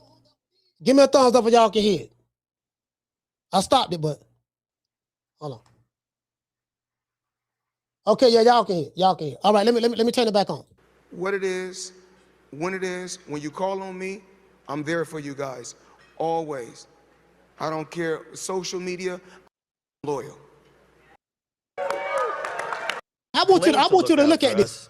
But the facts on the ground are different. I want you to look at this. All right, this. Hold on. I want you to look at this here, sis. Now, they playing Rocky Balboa. They running Floyd to the ring. The Republican Jewish coalition, right? This December last year. This is from December last year. And they're championing Floyd Mayweather to the stage. When I saw this, and then he dropped a lawsuit shortly after that against Showtime. I wish I had my Tariq Nasheed sound clip in this. You know what I mean? Oh, Miss Hillary. Look at that. They jumping up and down. Look at them. They jumping up and down like to get. I ain't never seen no Jews jump up and down like that there for a nigga. I'm like, bro, I'm like, this is, you get what I'm saying? I want you to see this here. Look, like, whenever have you ever seen some Jews jump up and down for a nigga like this here? Like, make it make sense. So I'm sitting there looking, a man who's discovered that the measure of greatness is written not only in championship titles, but let's get straight to Floyd. Forget all that. The Jewish people. Yeah, right there. It is. Is a responsibility. So it's now my great honor to present the World Champion of Israel Award to our brother, our champion, and the undefeated defender of what is right. He said, our brother. You raise your voice. You have shown us that loyalty is a privilege and brotherhood is a responsibility. Loyalty is a privilege and brotherhood is a responsibility. Hold on. Let me. Loyalty is a privilege and brotherhood is a responsibility. This Floyd. So the sister's talking about the 107. I don't know. I'm thinking you talking about the lawsuit he got against Showtime. But I'm trying to show you something, Shirley. Listen, when have you ever seen some Jews jump up and down for any nigga? Just give me one. So it's now my great honor to present the World Champion of Israel Award to the World Champion of Israel Award. Listen, when have you ever seen a nigga from America receive the World Champion of Israel Award?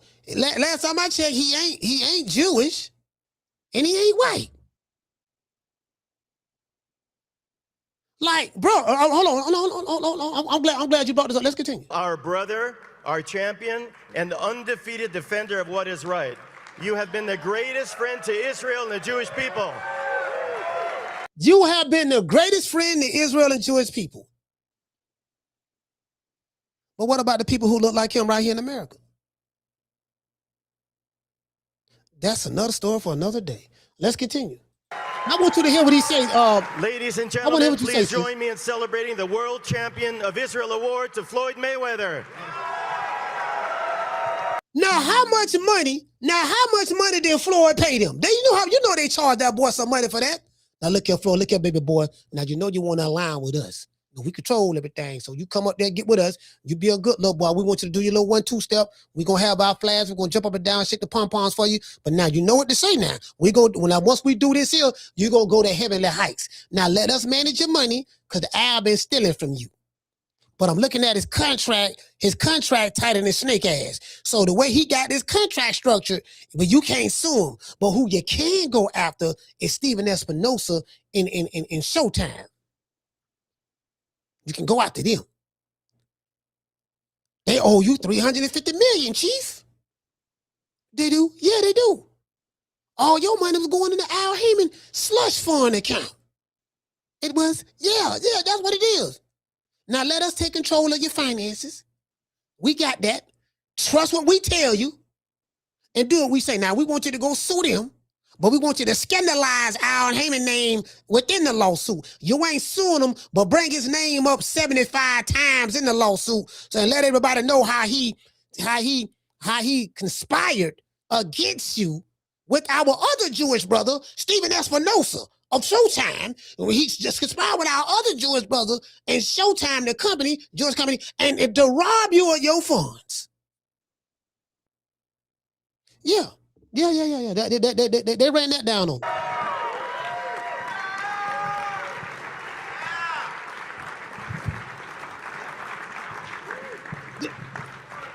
All them butter biscuits, I can see them now. Oh, Miss Hillary, I loves to see you, Miss Hillary.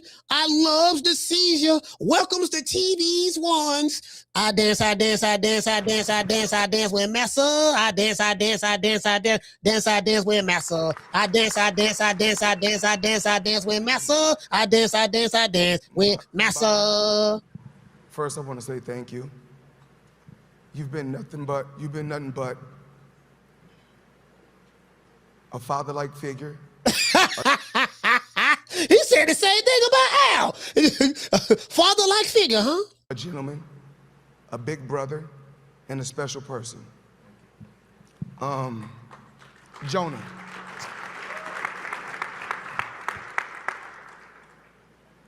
When I first met Jonah, I never knew where our relationship would end up. He said the man was like a father figure and a big brother. That's what he said, bro. That's what he said. I ain't never, bro. The man, come on, fam. But you have always been a stand-up person, a great guy, a great friend, and a brother that can never be replaced. Now, check this out. Check this out.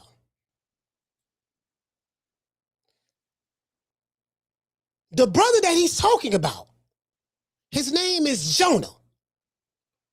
He's Jewish. He's from California. He moved to New York.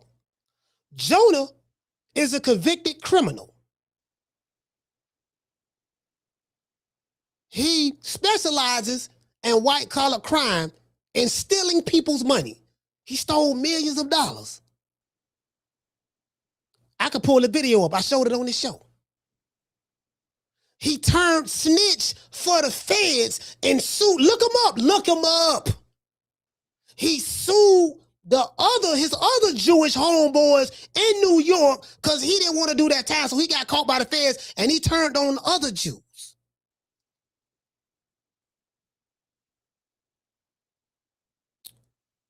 Look him up. Y'all know I got the receipts. I showed it on this show. Look him up. He went back to California, found a way to get up under Floyd Mayweather. When Floyd Mayweather be at the basketball game courtside, there's a white dude sitting right next to him. That's Jonah. True. That's Jonah. Shout out to A-Sound T. Shout out to Miss Steph. That's Jonah.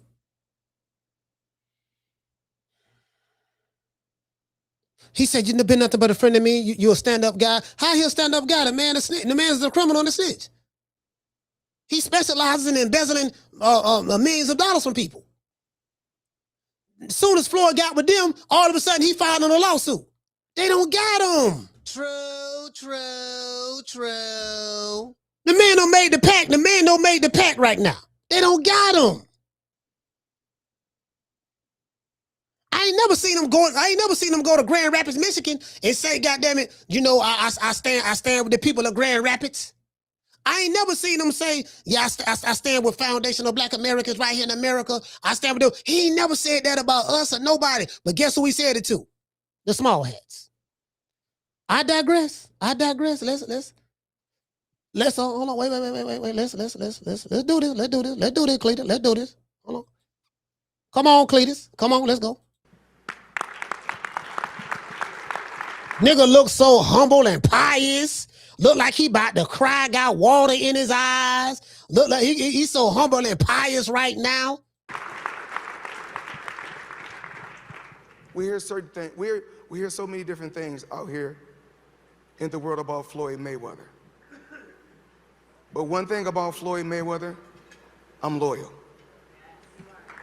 Well, why you switched out on Al Heyman? Why you switched out on Agent Broner? Why you switched out on Jalen Love? Why you switched out on Q? Why you switched out on everybody you work with? Why you switched out? You fired Booger Ray Leonard. Ain't nobody love you like Booger Ray. You did him wrong. You cheated on Booger Ray for another dude in the UK who fell down on his knees talking about something. After my God, I respected you. Well, how come you did Booger Ray Leonard like the way you did him? True. I digress. Loyalty is not an action. It's a lifestyle. So if I'm with you, Jonah, I'm with you through the good, the bad, and the ugly. I'm with you, bro. Like he said, he thought, you know, Floyd thought he was saying some slick shit. Thought he was saying, yeah, you know, well, loyalty is not an action, it's a lifestyle. Loyalty is an action. The fuck you mean? What you do shows whether you loyal or not. If you cross me and do me wrong, your actions show that you are disloyal to me. If you uphold me, my integrity, you know, don't throw me under the bus and speak up for me in public, that action showed me that you're loyal to me. Fuck you mean loyalty is not an action, it's a lifestyle. It is an action and a lifestyle. Two things can be right at the same time. Yeah, anyway, so yeah. Shout out to Jamie. Jamie say coach going in. Yeah, facts. But I go in with the truth. See, that's the difference between me, right? I go in, but I go in with the truth. Motherfucker ain't gonna never, you know, do you notice? They never say I'm lying. They might say I talk shit. They may say they don't like me. They may say I laugh too much. But you know what they never say? They never call me a liar. To this day. Because I show them receipts. I buy the internet on the receipts now. When it comes to receipts now, I'm just saying, you know, we can go line for line. You know, I was a battle rapper back in the day, so I still got I was a battle rapper in the 90s, so I got a combative spirit. I be with it. Yeah, I be with it all. I be ready, locked and loaded. Yeah, I'm motherfucker around this bitch. I don't know who he's suing, but shit, he don't, you know, time going on that boss daddy. Boss daddy, Big Papa, time going on that, baby boy. That's it over with. Kendall said your actions defines your loyalty. Facts. The Cartagenas say, he say loyalty really is a noun. Yeah, I get that, but what I'm saying is, no, it's what you do. It's what you do. Like the word, I get what you're saying, but the word loyalty is nothing without the action. What defines loyalty? What is the definition of loyalty? Do you get what I'm saying? Hey, y'all been say loyalty to a snitch is diabolical.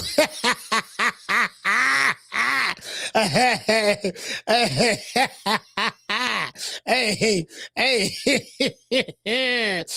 y'all been listen, man.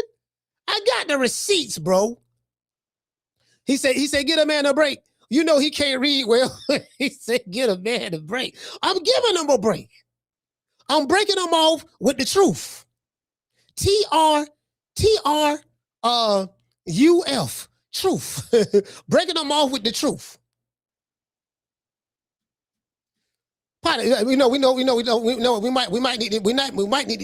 We might need like about what?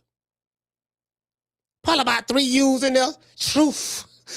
About 3 F's. Truth. How you spell truth? TRUUFFF. Truth. You ain't gotta believe me. Yarmus, you ain't gotta believe me. Go Google it. Don't everybody believe in Google? Go Google that shit. Google truth, and you will see what I'm talking about. You get what I'm saying? The truth. Yeah. Hey, Carter say what he say? He say Mayweather can't spell, Lord. Hey, look here, man. You gonna stop hating on Floyd too. Hey, hold on now. Wait a minute. I know I'm kind of going in on him a little bit, but I'm not on. You can't be Cardenas. You can't be hating on Floyd now. You can't be hating on Floyd, fam. Come on now, cut it out, baby boy. You can't be hating on Floyd.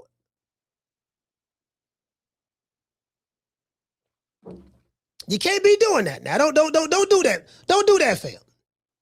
Don't do that. Don't hate on Floyd like that. Don't do that. You get what I'm saying? Because we trying to see what's what. I don't need you hating on him. You know, like I was always taught, shout out to Miss Jackson. I was always taught when I was in the mosque, when I was in the nation, right? I was in the mosque. My minister used to tell me, was my granddad, my captain, Captain Sam, R.I.P. to Captain Sam. Captain Sam was from Harlem. He's from Harlem. Old school gangster. He passed away in 2001. Sam say, what did Sam tell me? I got so many stories from Sam. Sam was like, damn, I forgot what Sam told me, man. I forgot, dog. It's gonna come back to me. But Captain Sam was a real one. Captain Sam was a real one. He one of them old school cats. He was born in the 30s. He was born in 1933. 33. He passed away in 2001. He cursed like a mug. You know, Captain Sam was tougher than the motherfucker. He did 12 years in Attica prison. Back in the day. He did 12 calendar years straight. Got a few bodies. Back in them days, it was a whole nother ball game. Now, you'll be a fool to try to commit a crime in today's time. Especially a violent crime. Violent crime, you might can get away a little bit with the white collar a little bit. But if you're talking about doing anything dealing with firearms in society, in the open, you'll be a fool to do that. You ain't going to get away with that. There's cameras everywhere. Your phone is a tracking device. Your phone records everything that you say, whether you are on the phone or off the phone. Your debit cards or credit cards are a tracking device. Your everyday life, your car is a tracking device. Especially if you got one of them cars that was made in the 2000s. Maybe, 2000, especially 2010 on up. Got a new car. Yeah, listen, everything track. This Apple Watch track. Bro, like, they got so many ways. Like, you be a fool you ain't gonna get away with that, homie. Technology is too advanced now for you to get away with that shit. If you're gonna do that, you might as well just do that and just turn yourself in. Sam say, damn, I forgot what Sam said. He used to say so much profound shit. Sam say, damn, I forgot what he said, bro. It'll come to me because I forgot. Y'all know I be forgetting. Like, it was right down on the tip of my tongue, and I was just like, damn, man, just trying to think about what Sam said because it was so profound what he used to teach me. Because he was my first captain. He used to, Sam, he old school. He from the first resurrection, and he taught me and trained me, and he trained all of us really. And then he was just old school, just stern. Like, you get what I'm saying? So I think Sam did time in prison in the 50s. He did time in prison in the 50s, bro. Listen, just imagine doing time in the 50s. Black. He did 12 years. He didn't get out till like 60. I think he was born in 1930, so yeah, I think he was born in 30 or 33. Somewhere up in there. Yeah, and he failed. I think he failed. I think he might have born. I think he was born in 1931. He failed. I think he failed in like 50, 52, 51, something like that. He was like 20 something years old when Sam was a motherfucker, man. Sam was that dude. He going to get you, bro. Sam was one of them soldiers. They gave him the orders. The orders was going to be followed to the T. You just sit here, you don't know what I'm talking about? Them old cats I used to be around, bro. Them cats out of Detroit. There was another brother I used to be around, older cat from Detroit, named Norman Muhammad, Brother Norman. Brother Norman used to wear mink coats at Savior's Day, gators, flat top gators, or he got gator boots on, 100% wool suit, cotton shirt. You know, like motherfucker, man. Listen, them cats out of Detroit, them cats out of Michigan, period. But them cats can dress, man. Them cats up there, them cats from the Chi, them cats out of New York. Them dudes with some dressing, them cats can dress, bro. You get what I'm saying? You know, they put them up on a lot of game. They used to like me though. They used to like me. They put me up on a lot of game. Yeah. They put my, they used to fuck with me because they was like, man, they like, this little nigga here crazy. Cause you know what I mean? They thought they like me. It's some about me that people like. You get what I'm saying? I always had that vibe. It was always something about me that people like. You know what I mean? So no matter what generation, there's the older cats, they fuck with me heavy. You get what I'm saying? Cause I was always respectful. I came up in the era to where you respect your elders. I come up in the yes ma'am, no ma'am, yes sir, no sir era. I say that to this day. Anybody that's older than me, To this day. I say that, yes ma'am, no ma'am. I still hold that. Some people say that. I remember I went to California and this lady, I was in the studio, right? And I was working with this producer. I forgot this dude's name, man. Damn, I forgot this dude's name. Cause I used to live off of Arlington and 24th Street.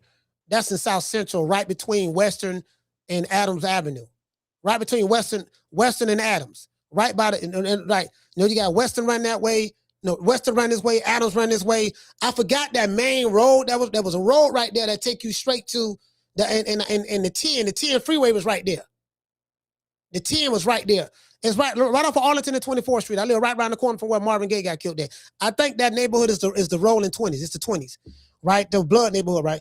So I'm over there, right? And then his wife come in there. She said something, and because she said, "You want anything to drink or whatever?" You know what I mean? And I was like, "Yes, ma'am. You have any bottled water?" And she was like, "Damn, don't be saying no yes, ma'am to me. I don't like that." You know what I mean? So, she said, "I could tell you from the South." She was telling me that, right? I guess she was trying to be funny or whatever. I could tell you from the South and all that shit.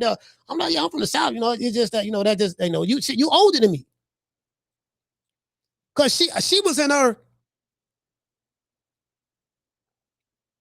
like I was, she was like 25 years. No, you know what?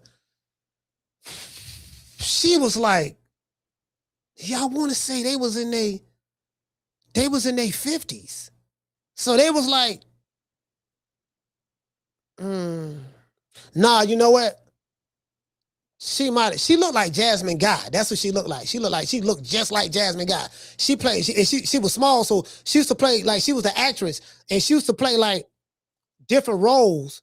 Anytime Jada Pinkett was in the movie, she was the double for Jada Pinkett, and then she was a double for Jasmine Guy on certain things, but definitely Jada Pinkett. You see what I'm saying? Like she was a double, like certain scenes that Jada didn't do.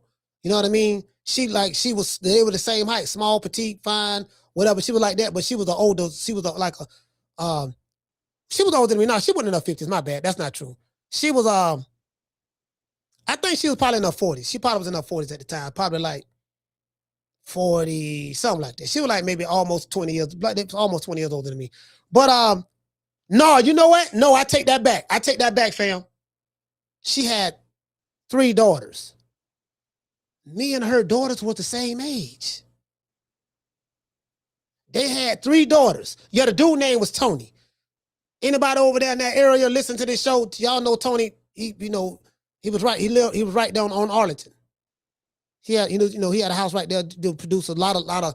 He did stuff with Ice Cube and all that shit there. And the Caution and JD, Sir Jinx, Battle Cat. He used to work with those guys, right? And yeah, she was like, yeah, don't be saying no yes, man. I mean, like she got offended by that shit. Yeah, she got hey, what you say?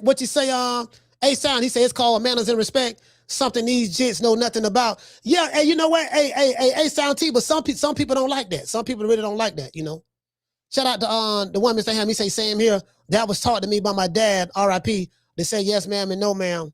to older people older than me. Yeah, it's not race specific with me too. It could be, you could be white, you could be Hispanic. It don't matter. I'm gonna say that. If you're an elder, I respect my elders. I respect my elders.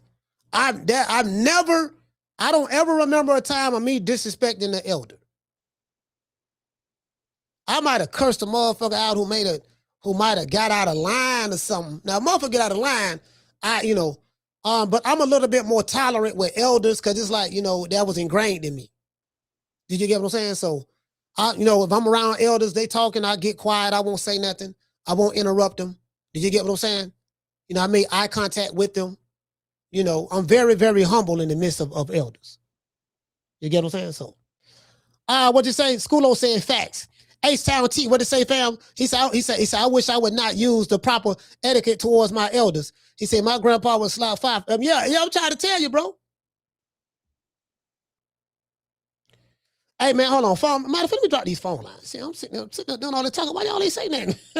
Why sitting there doing all this goddamn talking? I ain't saying nothing about the phone lines. Let me go on over here, man. Yeah, man, so that's the school of thought where I come from. But yeah, but as it relates to Terence Bud Crawford, back on Bud Crawford, he I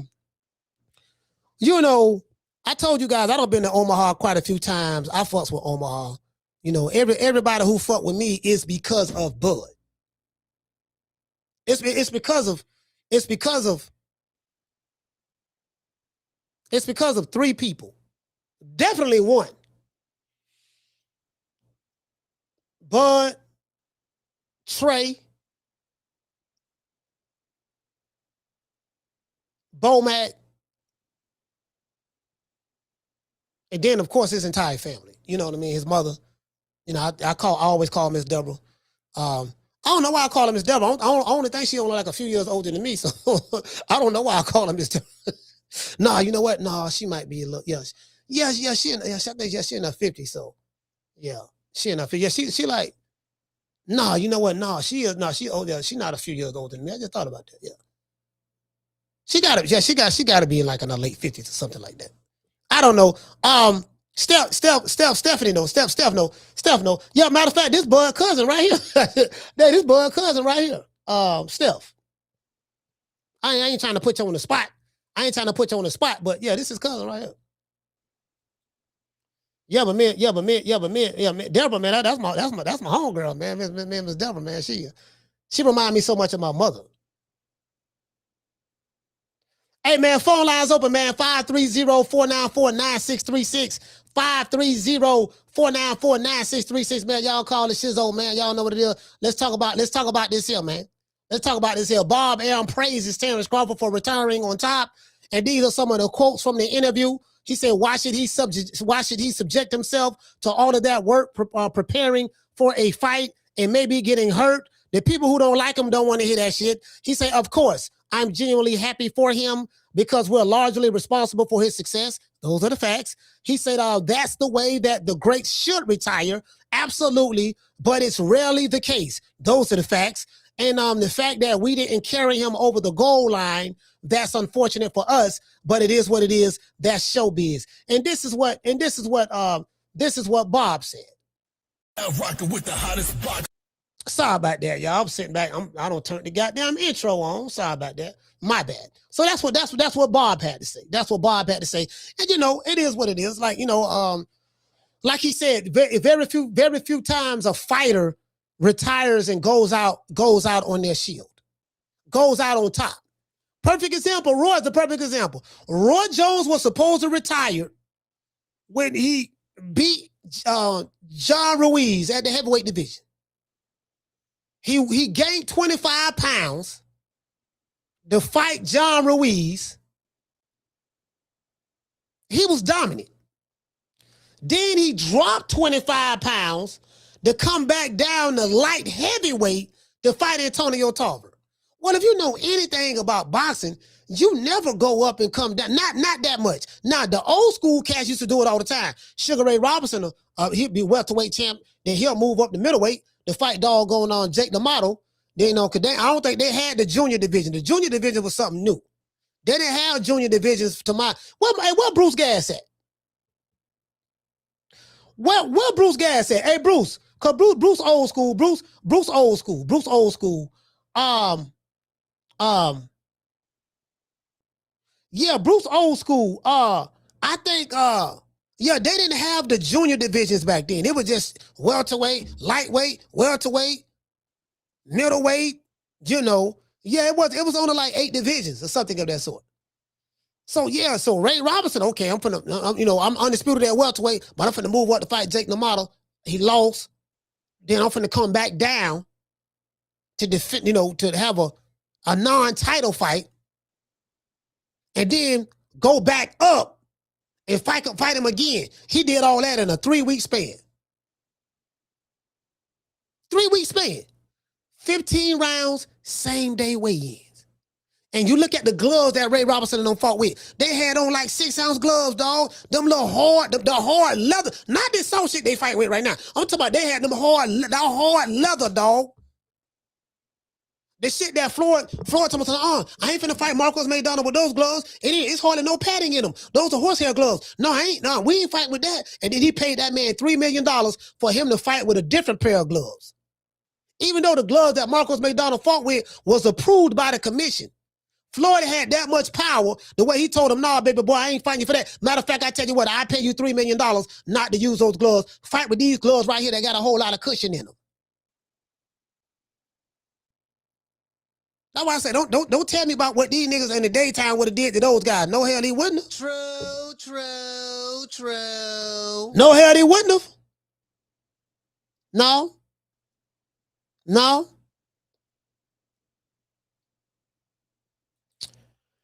What'd he say? He said, Coach, you see Blue Blood getting into it with Two-Tone? No, I didn't see that. I saw a video that Two-Tone made addressing. I mean, it was respectful. It was a respectful video addressing that. I think I didn't see Blue video, but I did see the video that Two-Tone made. He was talking about he was addressing who was addressing? He was addressing because okay, this is the thing, right? A lot of the men who support support Clarissa Shields, they take her dark-skinned girl. She's supposed to be, people don't like her because she, they playing the dark-skinned, light-skinned thing, and that's one. And then 2, they trying to say the only reason why men like Alicia Baumgartner because she's fine. And they just totally did. And I like Two-Tone's, the Superstar's rebuttal, and he was 100% right. Because, also, don't nobody like Clarissa Shields because she fine. But the only reason they like Alicia Baumgartner is because she fine. So he just diminished her like she ain't really got no skills. Y'all just like her because she fine. Like and that's to me that's some bullshit. Is she fine? Yes, she fine. Is she pretty? Yes, she pretty. But that's not a crime to be fine and pretty. She still can boss and got skills. You don't have to. I get it. Y'all, everybody jumping on the Clarissa train because she the one everybody's supposed to feel sorry for. They don't hold her accountable at all. So I get that. So, but I do like, I like this rebuttal. I get what Blue was saying. I disagree with Blue on that because you can't generalize everybody and say, yeah, man, because y'all like her because she light-skinned and fine and pretty. But yeah, you like Clarissa Shields because she dark-skinned, fine and pretty or whatever? No. I totally disagree with that. Because this is the thing, right? The people who are pro Clarissa Shields, they do the same thing that they are projecting onto Alicia Baumgartner supporters. So if you support Clarissa Shields, you ain't supporting her because she's fine, she's pretty. None of that. You support her, yeah, man, because we support her because she's a real boss of her accolades. As though Alicia Baumgartner can't boss and ain't got no accolades. She got accolades too. Yeah, she don't have the accolades that Clarissa Shields have, but it is what it is. So it's just a lot of Clarissa Shields stands that like they funny to me. They very, very funny to me. And again, I don't really get into that. Like, if two men want to fight over some women, I ain't tripping on that. That's what they want to do. It is what it. Me personally, I'm not tripping. I stand on what I stand on. Y'all know I'm team fuck the other side, so I ain't on no nigga side. But I'm just like, look, I call a spade, and I'm like, well, if that's how they feel, that's how they feel. But I agree with Tone on that. I don't agree with everything Tone say. I don't, but I agree with him on that. He say light skin, light skin, light skin. Yeah, she make that very obvious. There's a million videos on that. She worry about light skin more than the light skin people. Shout out to doggone Dr. Paul. What's going on, fam? I mean, the girl got a complex.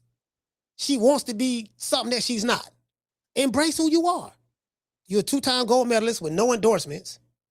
Your attitude is the reason why you are not a lot further than what you're supposed to be at.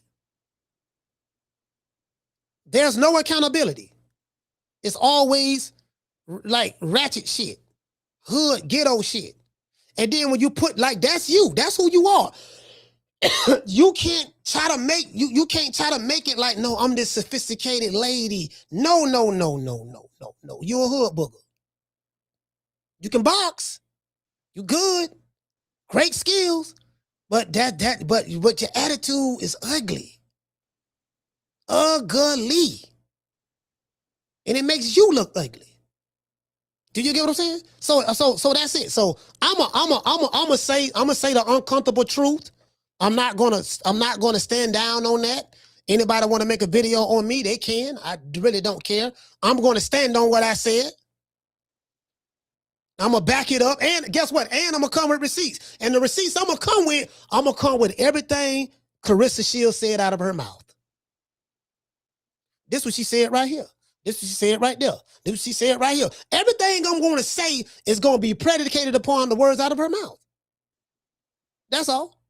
Just like I could do the same thing with Alicia Baumgartner. I ain't got to make shit up. No, just pull this video. She said this right here. Just pull that up. Just pull that up. Just pull that up. And guess what? It's going to be very easy. You get what I'm saying? So, you know, but yeah, that's Clarissa Shields and Alicia Baumgartner fan bases going at it or whatever they can, whatever, you know, I mean, you know.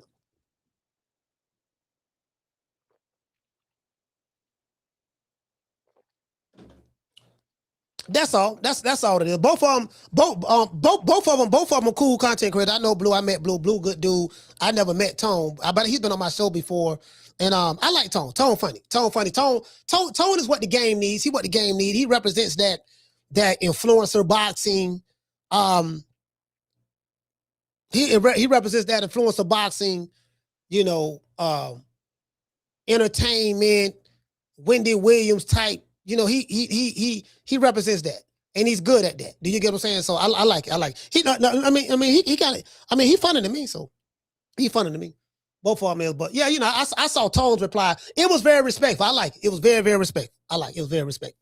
He gave Blue his props. You get what I'm saying? So, you know, but but what he did, that's how you handle it. He did it the right way. He did it the right way. What he say? He said, I hate Clarissa because she's portraying every stereotype they try to put on black women daily. Yes, she does. She does. She displays every stereotype, and her fan base is an apologist for her. Her fan base is an apologist for her behavior. Do you get what I'm saying? That's just it. You know, pretty much in boxing it goes like this. Like to a degree, you have like certain group of people, they like, okay, I have my favorite fighter. And a lot of people mostly line up with who pretty much agrees with them. You get what I'm saying? So, you know, it is what it is. Oh, hold on, y'all. Damn, I ain't dropped the phone. I thought I had the phone line down. Why y'all ain't say nothing? Shit. Hold on. Sorry about that. There go the phone lines. 530-494-9636 at the bottom. But yeah, but you get what I'm saying? So that's kind of like, yeah, but anyway, but as related to Crawford, like I said, like when he retired, I was really happy for him because he got a chance. Like I'm seeing him spending time with his kids. His kids is with him. Like he's spending a lot of time with him. He's a great father. But you know, guess what? No YouTube channels, niggas who hate him, whatever. And it's like when he retired, they ain't have no more content to make. Now the thing that's really popping, you know, that getting numbers jumping right now is the hottest names in boxing is Adrian Broner and Clarissa Shields. But they're hot not for boxing. They hot for other shit. AB hot because he's funny, and he's showing his drunkenness and perversion live on camera for everybody to see. So he popping for that, not for anything boxing. And Carissa Shields is popping not for her boxing at all. And she popping when they talk about, they talk about her and everything. When they talk about her and Adrian Broner, it ain't got nothing to do with boxing. It got to do with gossip, shit she say, what she said on her live show, papoose, Remy Ma, her tweaks, slapping Alicia Baumgardner. You can't, ain't nobody talking about her fights. Nobody talking about her greatness, none of that, because she don't display that. It's all, she displayed the ratchet shit. She is, she got a ratchet fan base. She the ghetto queen of that. And I think she should just embrace that. That's who she is. Very similar to Glorilla. Glorilla embraces who she is. Cardi B, let it be known she's a 304. She's a proud 304. Sexy Red is a known 304. She let that be known. She don't run from it. You know, she let it be known she ratchet, she ghetto. I'm not saying Carissa Shields is a 304, I'm not saying that. But the ratchet shit, yes. I'm pretty sure if I was to do a survey of her with female fan base, I can promise you they come from any ghetto in America. They fit every stereotype that was put on our women, and they wear it proudly. They probably be in the public wearing bonnets. They got, you get what I'm saying? Keisha, like if I'm telling you, I'm like, Keisha, no, whoop that hoe, Keisha, whoop that hoe, take your wig out. She got the purple wig on, the blue wig on, the turquoise wig on, like every color. Like, bro, that's her fan base. And she should just embrace that. I think if she just embraced that, stop trying to be something you're not. Stop trying to make it seem like I'm the good guy and they're trying to make me the villain. No, you the villain, embrace it. You're not the villain because no one is putting that jacket on you. You're that because of your behavior. Now, her male stands don't agree with that, and that's fine. Some of them probably subscribe and they unsubscribe. That's fine too. You know me, we don't beg no niggas for nothing. Didn't need you then, don't need you now. Just I can replace you. I'm good. And I haven't even done the shit that I needed to do. Well, my mentor told me, he said, okay, it's time for you to start doing this. I'm not gonna say what that is. I'm gonna just show everybody, but it's something he told me to start doing and I haven't done it yet. You know what I mean? Because I know what the data shows. The data shows, you know what I mean? So, and I understand YouTube very, very well. I know, I get all the alerts. I know the algorithm has changed. I know what type of content they're pushing, what they're looking for and all that stuff. Like, I know all that shit. You get what I'm saying? So, yeah, so the algorithm game, I'll explain that to y'all one day. That's a whole nother animal. Because sometimes like the shit that was working yesterday may not work today because they'll make that shift. They control the algorithm, so they may put some kind of code in there to say, okay, we're looking more for this. Promote this. Like anytime you see a video, like if you go on your news feed on YouTube and you see them, you know how you open up your news? Matter of fact, let's say you go on your phone, right? Let's say you go on your phone and you pull up the YouTube app. And when you pull up the YouTube app, you will see videos all on your feed. And you just go to strolling and looking and you'll see, like on my feed, because this is what I look at. Tariq Nasheed. Urban Politicians TV. They're going to recommend that. This is called recommendations. Carissa Shields, Devin Haney, Floyd, Charleston White, Julio Fulio. So what happens is, Terence Crawford, what happens is that's YouTube recommending videos I should watch. Them videos are there for a reason. They're recommending that. So they control the algorithm. They made a switch. You get what I'm saying? Like if you get the newsletters from YouTube University, you'll know. You'll know. You get what I'm saying? So yeah. So when they switch it, they tell you, yeah, man. Well, this what's working now. This is what you need to do. And whenever they switch, you're supposed to switch. I ain't never make the switch, so you know.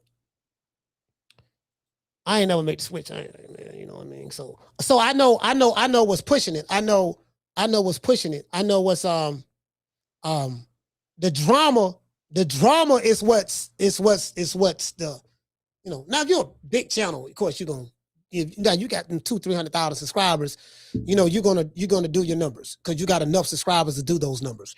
But for the most part, like the drama shit, again, the two hottest names in boxing are the two damn fools of boxing.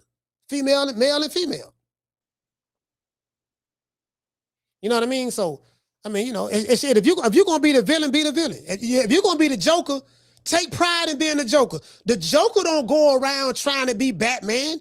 The Joker don't go around, yeah, man, I want y'all to see me as Batman. I'm the good guy. Yeah, I don't want to be the villain no more. Nah, you the villain, Joker. That's who you are. Embrace that shit. Embrace it. That's who you are. Shout out to Keisha. Oh, no, shout out to Carter Dennis. What's going on, fam? Shout out to Mr. Tomato Can. He say, Coach, Carissa said she's suing Alicia because of Lucian threatened her first. Yeah, that's dumb. That's yes. The video showed everything, bro. That wasn't no goddamn threat. She said, I'll whoop your ass right now. That's boxing. I get it. She may want to countersue this and that. And Carissa Shields laughed when she said it. Who you gonna beat, Alicia? You ain't gonna beat nobody. She started laughing when Alicia Baumgartner said that shit. She didn't even take that shit serious. Come on, fam. Cut it out.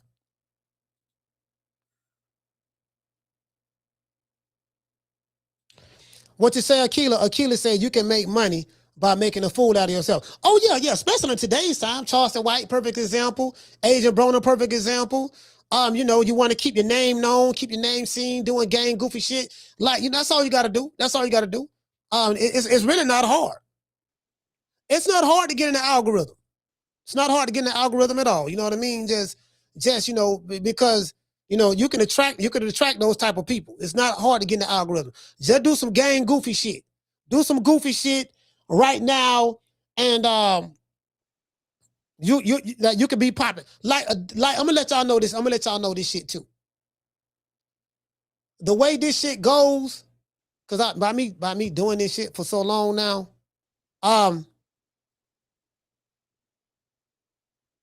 YouTube have it set up the way you always kind of like. It depends on who you are. Like me, I'm cool. I'm cool where I'm at because I'm, you know, like I make money off of YouTube. Like I have an ad agency, so you know that's why I don't trip. Like no, it's not nobody in boxing who don't like me can do to stop me because you're not even in my lane. I'm on my own highway. The industry that I'm in, you're not in that industry. You know nothing about marketing. You know nothing about advertising. You know nothing about AI. You know nothing about building the brain. You know nothing about knowledge bases and interactive web design, and you don't know that. I know that shit. Like you don't know that. So you can't, I'm unblockable because you don't know how to block me. You don't know the shit I know. I got a 6-figure skill set. That's how we able to live the way we live in this house. Where we live at. I'm not, you know, this boxing shit ain't, you get what I'm saying? It's good. I made some good money on this shit. I ain't gonna lie, boy. 2024. Well, yeah, 2024, Lord have mercy. 2025, Lord have mercy. True. Yeah, it was, you know, you get what I'm saying? But, you know, this should have peaks and valleys and stuff like that. Peaks and valleys and stuff like that.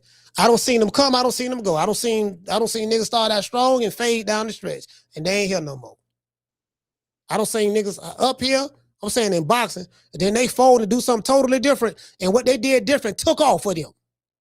It took off. They more successful in what they're doing now than anything they do in boxing. So what's going on here is it's all about, I gotta keep chasing. I gotta keep dropping this video, that video. I gotta keep chasing, because it's all about chasing them dollars. I gotta make sure that I make a certain amount of money at and there's nothing wrong with that. That's business. You're supposed to do that. So, and then you got to see what's working. Like when you see, like I told y'all, a channel who may be, when you see a channel that may, like I told y'all, I hate Terence Crawford YouTube channels. Well, you got to look at their audience. Their audience, that's what they want. His particular audience, that's his fan base. His fan base is, I hate the Black Freezer. So if I make, like Fagnon or whoever, right? If I make 30 videos a month or a week, different variations of I hate Black Freezer, that audience is invested in hating him because they pro PBC, they pro Aerospace, because they feel like this guy's an enemy of theirs, even though they look alike and they're not. We got to hate him online. But them same niggas, if they saw him in person, you know what they do? Hey, bud, how you doing? Can I take a picture? True. That's what they do. What you say, Keith? You say, Coach, if she's banned from MVP, who does she really have left to fight? I mean, she wouldn't fight nobody anyways. There's nobody for her to fight because she's a heavyweight. Clarissa Shields is a heavyweight. Her and Alicia ain't gonna never fight because Alicia is a featherweight. And Clarissa is a heavyweight. She would have to drop down so much weight just to maybe even meet her, Alicia Baumgartner. Did you see how much taller Clarissa Shields was standing over Alicia Baumgartner? It's like a pit bull and did you get what I'm saying? Like she's huge. So it's like Alexander Usyk fighting Shaki Foster. So I don't know. She got what's up there? Matter of fact, hold on, Keisha. I'm glad you said that. Let's look and see what's up there. Let's look and see what's up there in the welterweight division. Well, in the heavyweight division. Let's do that. Hold on, let's do this. Cause Keisha asked a hell of a question. She said, well, if she hold on, no. I need to oh yeah, okay, I got that. Sorry about that. She said if she that's a good question, Keisha. Let's go to ring. Let's go to the ring. I'm finna pull it up for you right now, sis. That's a good question. Oh, that's a good question. Hold on. That's a good question. Who's she gonna fight now? Yeah, because Franchon Cruz moved up. Franchon Cruz ain't, I like Franchon. She's a beautiful woman. Very articulate. I like Franchon Cruz. But she don't have any, her skills ain't. She's an older woman. I think she's like 38, something like that. But she's not the most skilled fighter. Franchon not. She's a backyard brawler. More so than anything, but that's it. Hold on. I'm finna tell you right now. Okay, top women's rankings. I'm gonna tell you right now. I'm glad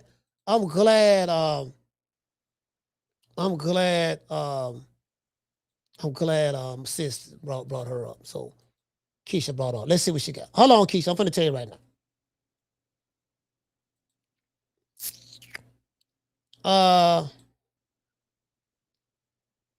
Okay. As a matter of fact, let's do this.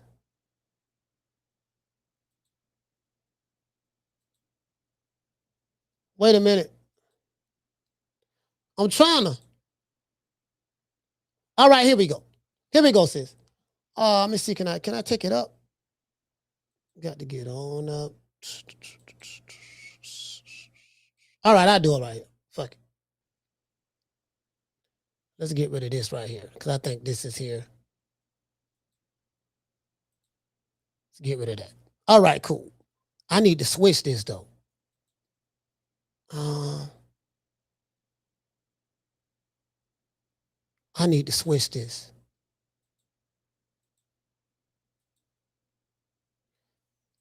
Man, I don't know. Man, what the fuck I did, bro? I need to hold on.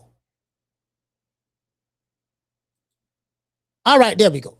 All right, there we go. My bad. Okay, I just had to figure out how to flip it. My bad. I had to figure out how to flip it. All right, so let's see what's up. That's a good question. Keisha said if she don't have, she banned from MVP, who she gonna fight? Because if MVP got all the fighters, then Salida Promotions was well, okay. Oh, wait a minute. If they got all the fighters,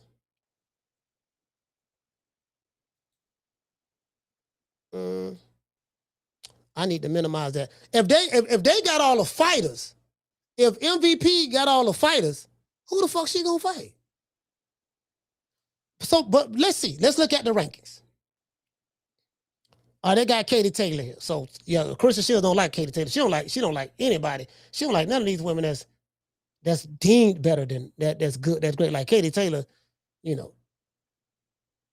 Then of course they're gonna try to make it racial because that's all they got, the race card. So they're gonna try to play victim. That's what they always do. These niggas are professional victims. Let's see. Let's do the rankings. Why Carissa Shields ain't on here? Let me see. Amanda Serrano. I need to find that's the rankings, but that's Katie Taylor, but that's all y'all got for women? It gotta be. Now let's do rankings. Okay, my bad. Let's go to women.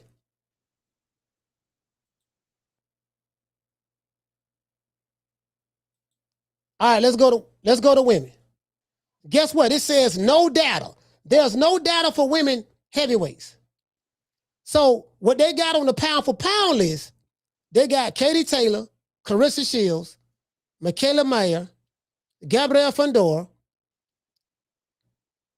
I don't know. I think Kim Fundora might need to be higher than this, but I get it. I like Fundora. Gabrielle Fundora, Chantel Cameron, Amanda Serrano, Dina Thorsland, Lauren Price, Ellie Scottney, and Caroline Dubois.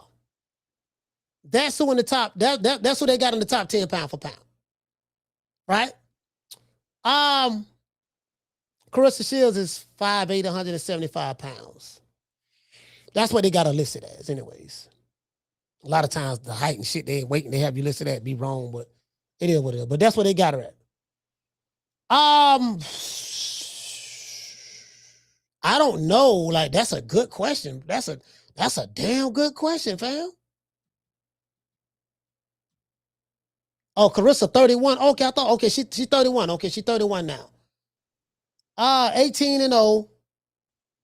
No losses, no draws, 3 knockouts.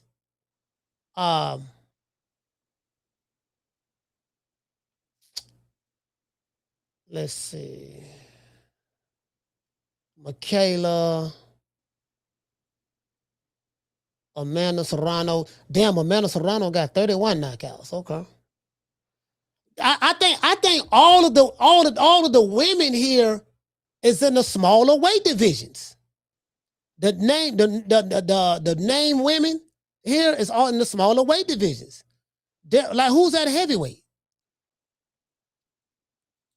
Let me hold on. Let me do something else, Keisha. Keisha, let me do something else. Let me see, can I find something for you? Let's go to box rec. Let's do that, Keisha. Hold on. Probably help out, right? Let me see. Let's go to box rec, see what they got. Let's do that. Let's go to box rec right quick. We can do that. Oh,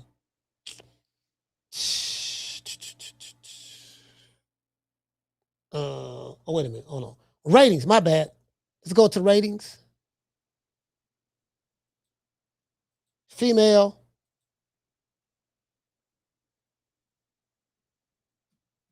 All right, check this out. Here we go, Keish.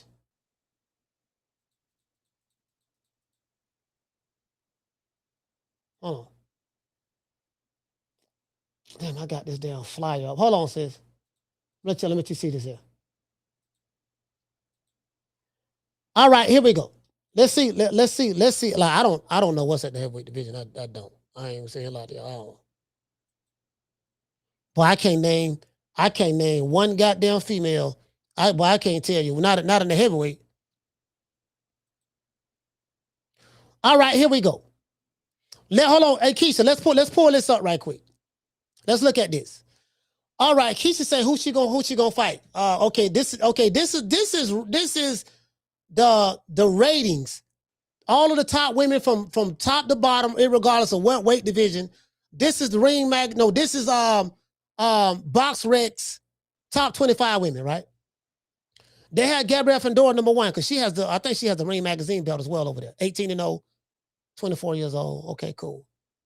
Dina Thorsland, 24-0. She 32. Amanda Serrano, 48-4. 1 loss. Okay, she 37. She old, so Amanda finna retire. Alicia Baumgartner, she 18-1, 31. So she 31 too. All right.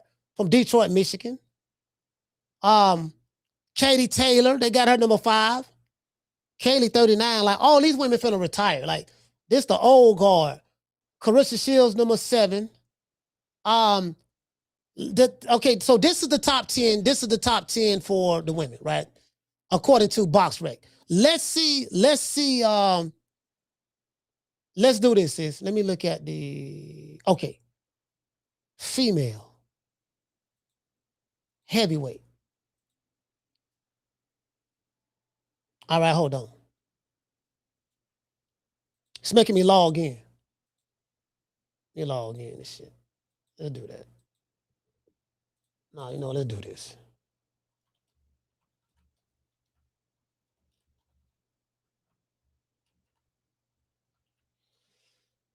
That's a good question. No.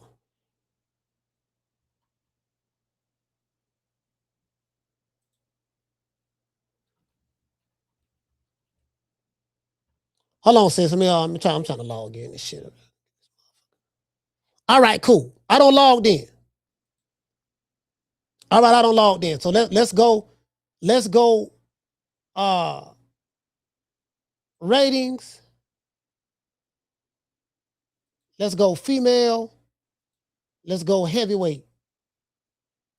Submit. Let me blow this up so y'all can see this.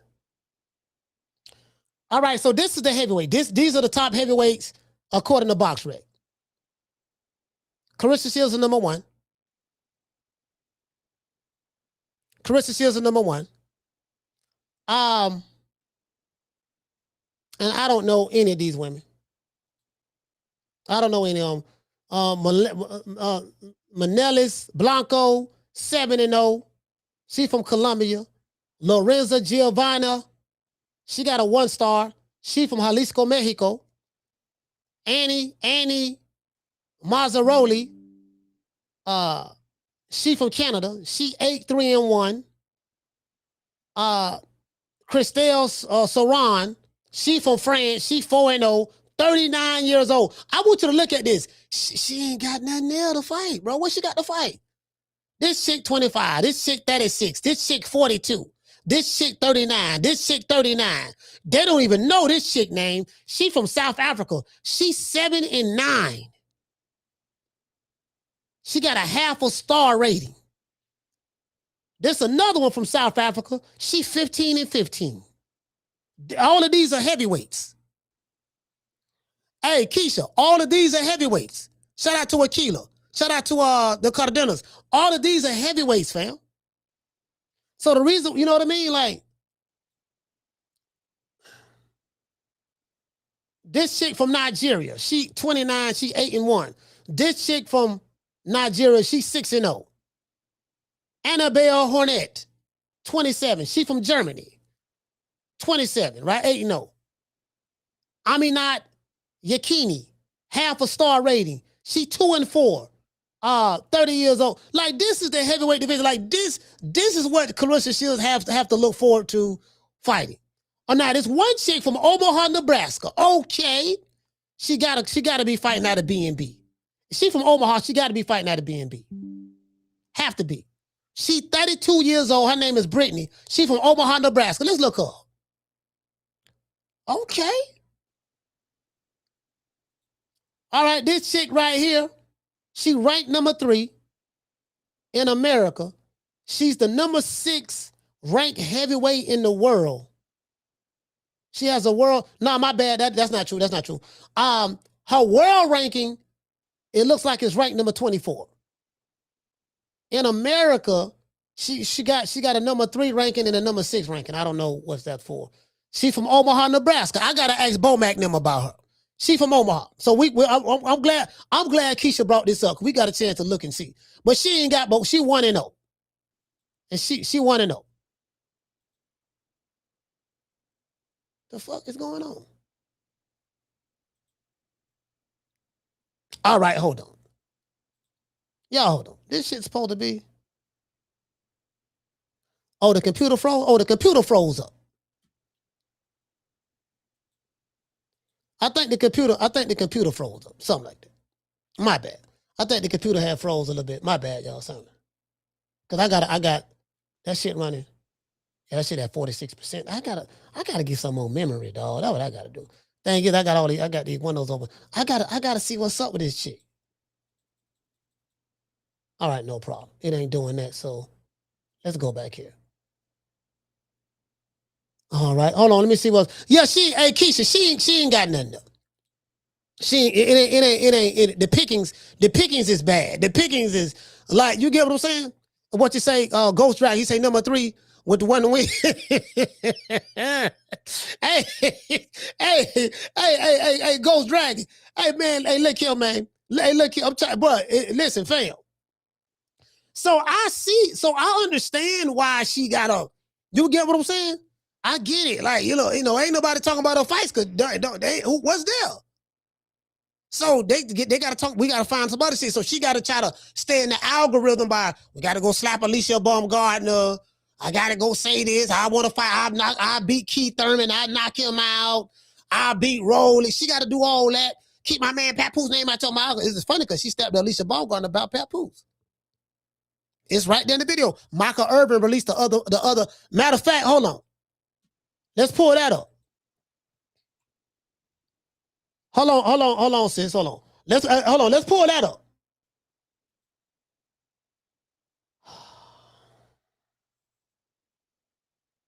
Oh, I want me to pull up my authentication code. All right, cool. Let me do this here, boy. Yeah. One thing. So I got a business account on YouTube. So when you switch to business, you got to do that two-step authentication and make sure that ain't nobody trying to break in your account. 2, 3, 1.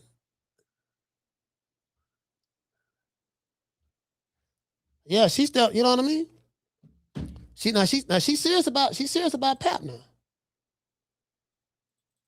Oh, I don't use that already? Okay, let's try the other code then. I used that one already. 02. All right, that should work right there. Yeah, once you use the code, what happens is you like once you switch over, because Facebook own YouTube. I mean, Facebook own Instagram. Facebook and Instagram is the same thing. Facebook bought them out years ago. So, I have a business account, I'm not gonna be posting boxing on my business account anymore on Instagram. I ain't posting no more boxing. Everything gonna be related to my business. And the name of my business is Temple Automation AI. You know what I mean? So let me see. This dude right here is cool. I like this dude. Let me see. It's funny because I remember a dude was telling me, I remember my main man hit me up.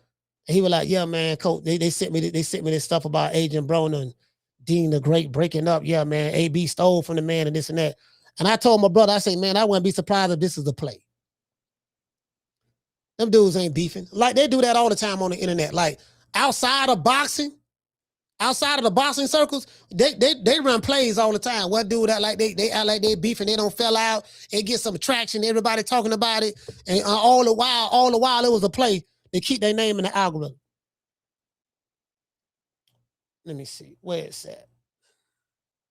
That's why I don't really believe a lot of shit. I don't even believe I see on the internet. I be like, yeah, these motherfuckers this shit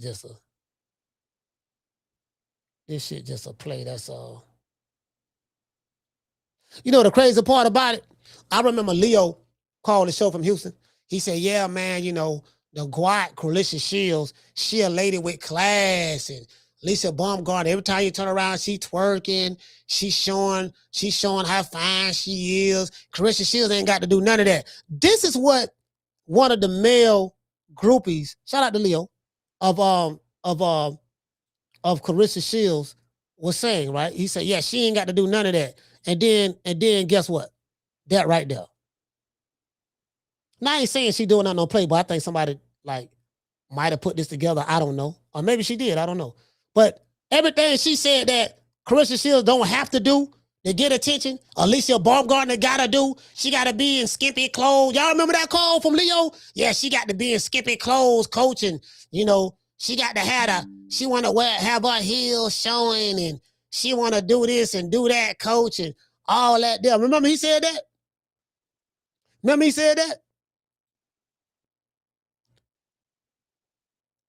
Isn't that what? Now, the same shit he said that Carissa Shields didn't have to do to get attention, and he disparaged Alicia Baumgartner for doing it, but look what Carissa Shields doing. Guess what? He don't keep that same energy. True.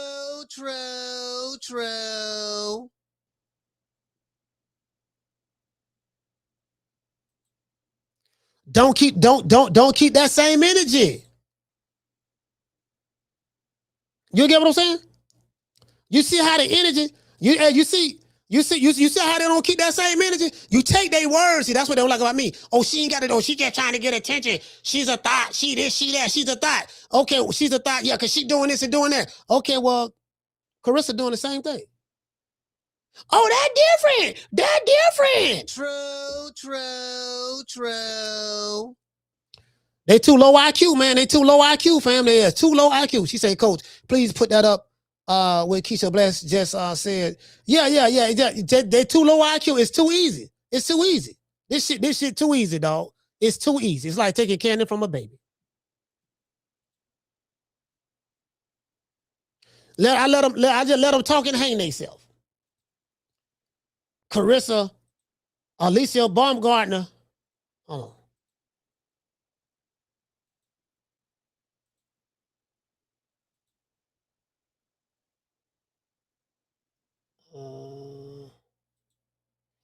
Yeah, Lisa Baumgartner, she ain't got to, she got to do that to get attention, coach. Oh, here it go right here.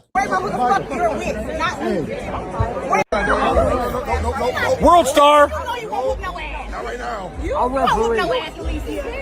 So like the receipts is just too much. Here it go right here. Oh my God, is the Groot gonna get in a fight here? Get out of the way. I want to get in there. No. World star. So she said, you know you won't whoop no ass. Look at the look on her face. Did she look like she was scared? She threatened me. I was terrified. I had to defend myself. Do it look like she was terrified and had to defend herself right there, y'all? She said, you ain't gonna whoop no ass, Alicia. Look how big she is over Alicia Baumgartner. I'm calling her to get in. And she's smiling. I was in your way. She said, keep me and my relationship out your fucking mouth. So she went down the step to this girl about her relationship with Papoose. Oh my God, is the Groot gonna get in a fight here? You see what I'm saying? So you just know them receipts a motherfucker. Them receipts a mother. Yeah, homie, like this shit too easy for you. Hold on, let me see what's up. Yeah, this shit too easy, fam. You gotta. Terrible. Hold on, yeah, you gotta. I made it. Hold on, let me see what's up. Let me know. Yeah, fam. Yeah, see Carissa, see Alicia Baumgartner, she gotta dance all raunchy and twerk and do all of that. Carissa ain't got to do none of that, coach. That's what Leo said. Cause she got class and it's all about skills. It's all about skills with her. Y'all remember Leo said that? Y'all remember Leo said that? Damn. Is this? You ain't licking this, ain't sticking it. You know what I mean? She doing a little Kim, challenge, and all that stuff there. You get what I'm saying? So, you know, like she ain't got to do what Alicia Baumgartner do to get attention. She ain't got to do that there. She ain't got to be throwing it back and all that there, coach, because she got class. She ain't got to do none of that there. Remember that? Hold on. There's a twerking video too. What a twerking video at? What a twerking at? Carissa still ain't got to do what Alicia Baumgartner do, right? She ain't got to twerk like Alicia because she got class. There's some videos of her twerking. I got it. Trust me, I got it. I promise you I do. You know, like this shit is too easy. This shit like taking candy from a baby. I'm like, fam, is this the hill you want to down? Is this the hill that you want to down? Are you sure about that, fam? Because her fan base is very, very low IQ. Them motherfuckers is low IQ. They slow. They slow than the motherfuckers. The men and the women, they slow than the motherfuckers. Like, okay. I just sit back. Yeah, go ahead. Say what you got to say, fam. What you got? Why they talking? Why they talking? All right. This nigga said this. This nigga said that. Nigga said this. Okay, I got a video on this contradicting everything he just said. I ain't got to say nothing. I'm going to just show. I'm going to line up what he's saying with what she doing, and then I'm going to throw it back at him, see what he got to say. He going to get real quiet. Then he going to try to lie, cover up for it. Yeah. You know, like this is too easy. Let's give everybody a round of applause.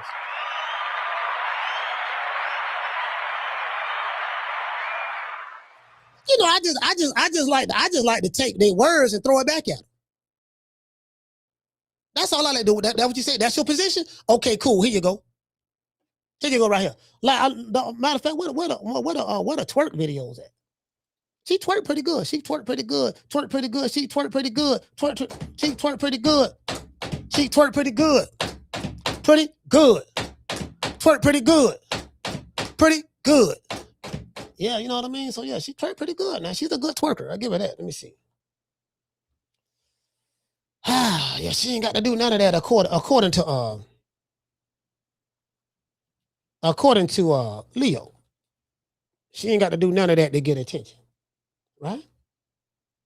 That's what she ain't got to do what Alicia Baumgartner doing, because she got to do that to get attention, see? Oh, they showing the video. They showing the video when she's like, and they showing the video when she slapped her. When she said, and they don't alter the video. They like, yeah, dog. They like, yeah. hey. I'm like, oh, this is a video from 7 years. This is a video from 7 years ago. They showing the video when she slapped somebody. Hey, I like the guac though. I like the guac though. You know what I mean? She got a lot of videos out here, man. She dancing here, dropping it right there. You get what I'm saying? Shows off her body. Okay. See, she ain't got to do. She ain't got to do. Alicia Baumgartner ain't got no class because she got to try to twerk and pop her thing for everybody to try to get attention. Carissa ain't got to do that. What the captain say? Carissa shows off her dance moves, shows off her body transformation. Okay, all right. Okay, look at her. Doing her thing, you know what I mean? Doing her thing. Okay. All right. Okay. So it's cool. It's cool when they do it. It's cool when they do it. You get what I'm saying? That's all I'm saying, fam. That's all I'm saying. All right. Me. And it's a bunch of them. It's a bunch of them out here. Not just one. It's a bunch of them out here.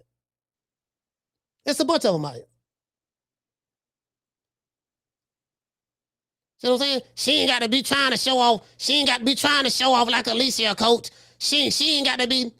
See, she ain't got to be trying to show off like Alicia, trying to twerk and stuff. It's you know what I mean? What's she doing? A Liberian girl? She ain't got to try to twerk and all that there, coach. She ain't got to do none of that there, coach. See what I'm saying? You know, Carissa got class. She ain't got to do that. You see what I'm saying? She ain't got to do none of that, coach. What's her name got to do that? Because that's all she got to offer. Yeah. Then you throw that on and then they quiet as a church mouse. You can hear a catfish piss underwater. Let's give everybody a round of applause.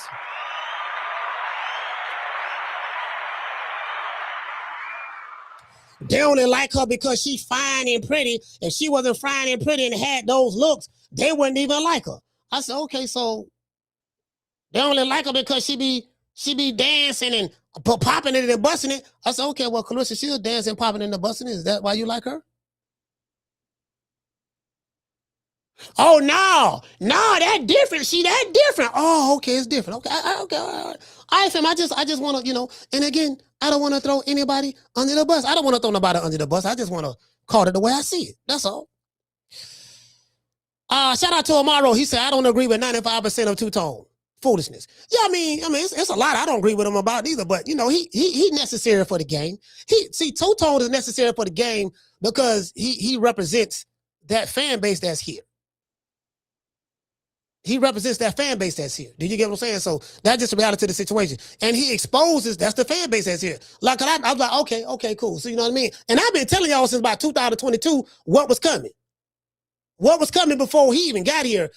I said, this the kind of fan base that's here, that's coming. But go back to my archives. I say, bro, this shit finna be TMZ. This shit finna be the Gossip Girls. This shit finna be Love and Hip Hop, Wendy Williams, Charlamagne the God.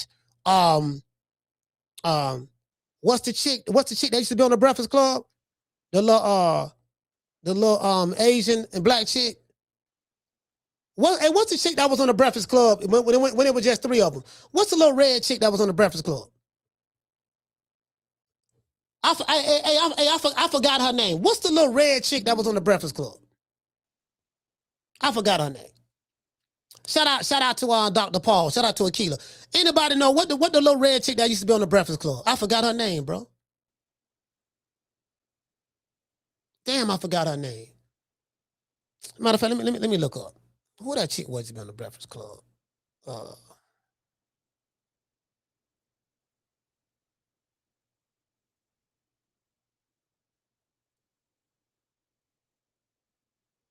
Angela Yee. Yeah. Angela Yee. Yeah, that's who it was. Angela Yee. She used to be on the Breakfast Club. I said, this shit finna be Angela Yee type shit. We finna spill the tea. American boxing has become the tea. We finna spill the tea. And bro, let me tell you something. What's the dude name? Xander Zayas and Jerron Boots got a fight coming up in June. Ain't nobody talking about Boots and Xander Zayas? That's American boxing right now. The hottest names in boxing are two fighters, male and female, and it ain't got nothing to do with boxing. It got to do with the tabloid shit. I've been preaching this since 2022. This is 2026. Every year I've been talking about this, and guess what? Everything that I said has come true. And because I studied the trends, I know what's here. Checking phone calls, talking, I'm listening. I'm like, you know what? Online watching. I said, oh man, I see what this shit is. Like social media is all about fake plays, acting like I'm beefing with somebody. Not in boxing. Boxing is something else. I'm talking about outside of boxing. It's about fake plays, acting like we beefing, but we not beefing. It's sensationalism in the highest form. That's what it has come to. That's what it is. American boxing has reached the depths of the bottoms of it can't get no lower. And this is what it is. This is where it's at. You either make the adjustment or it is what it is. I mean, that just listen. That's just the reality of the situation. You get what I'm saying? That's where it's at. That's why I kind of like, oh, yo, hold on. I wanted to show y'all this what Crawford and I gotta show y'all this one right here. Let me show y'all this one. These motherfuckers. I like what Bud doing right now, man. Like spending time with his children, got your children. Listen, you gotta spend time with the children. The children, I want to show y'all this shit right here. So, let's go right here.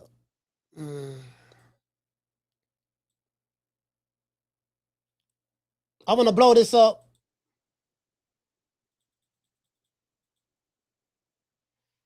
Well, broke nigga stay mad. I give him that. Let me see what's up. So this ring, this bud in jail for talking.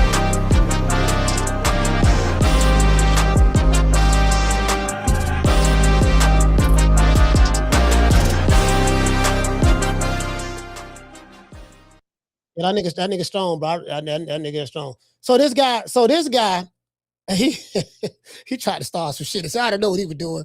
This guy say, look what he did. This guy say, I don't think Jay knows how to grapple. Yeah, he say Bud's son is a state champion wrestler. Bud knows how to grapple.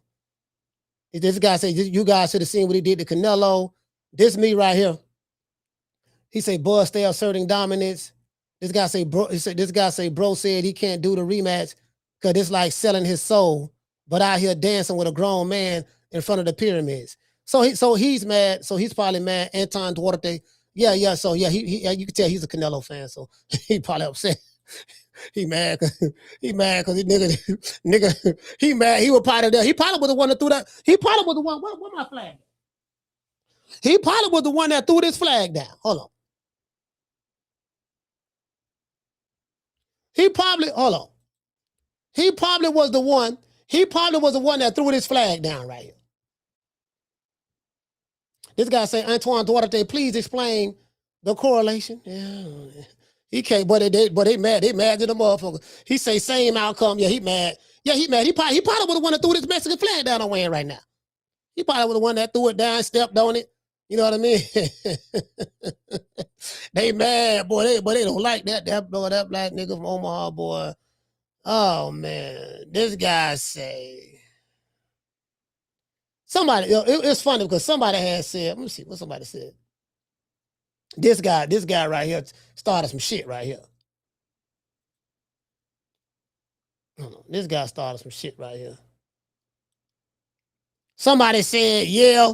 I'm laughing because somebody said, yeah, he did that against an old Canelo who was past his prime and all that. These are the fights tomorrow. He said something about, I can't find the actual comment, but I should have screenshotted it. He said something about, yeah, he fought a Canelo that was old and past his prime. I'm like, well, shit, Bud was 3 years older than Canelo. He passed his prime. If a 35-year-old Canelo is past his prime, surely a 38-year-old Terence Crawford is past his prime.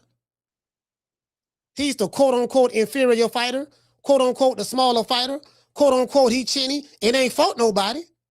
And then prior to the fight, that ain't what y'all was saying prior to the fight. That ain't what none of the content creators said.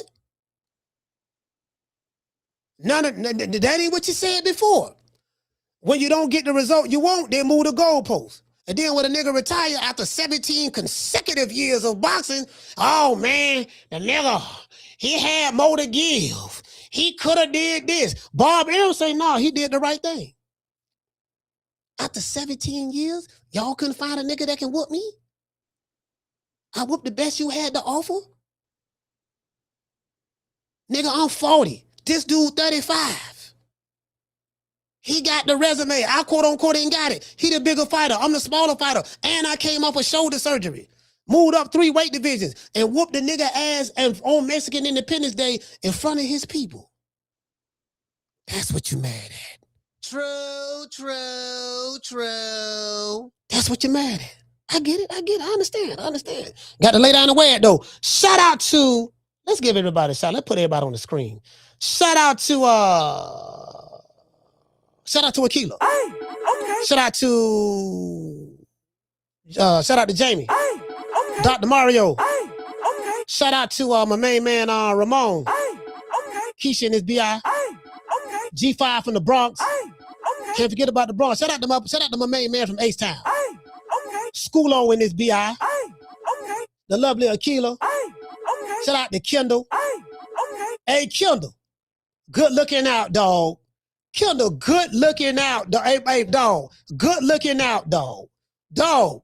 Boy, hey, look, you know what I'm talking about now. You know what I'm talking about. Good looking out, dog. Shout out to Dr. Mario. Hey, okay. Shout out to who else we got in the building? Tony Montana. Hey, Let's see. We got Dr. Paul Evans. Green Eyes P. Shout out to the lovely Tegra.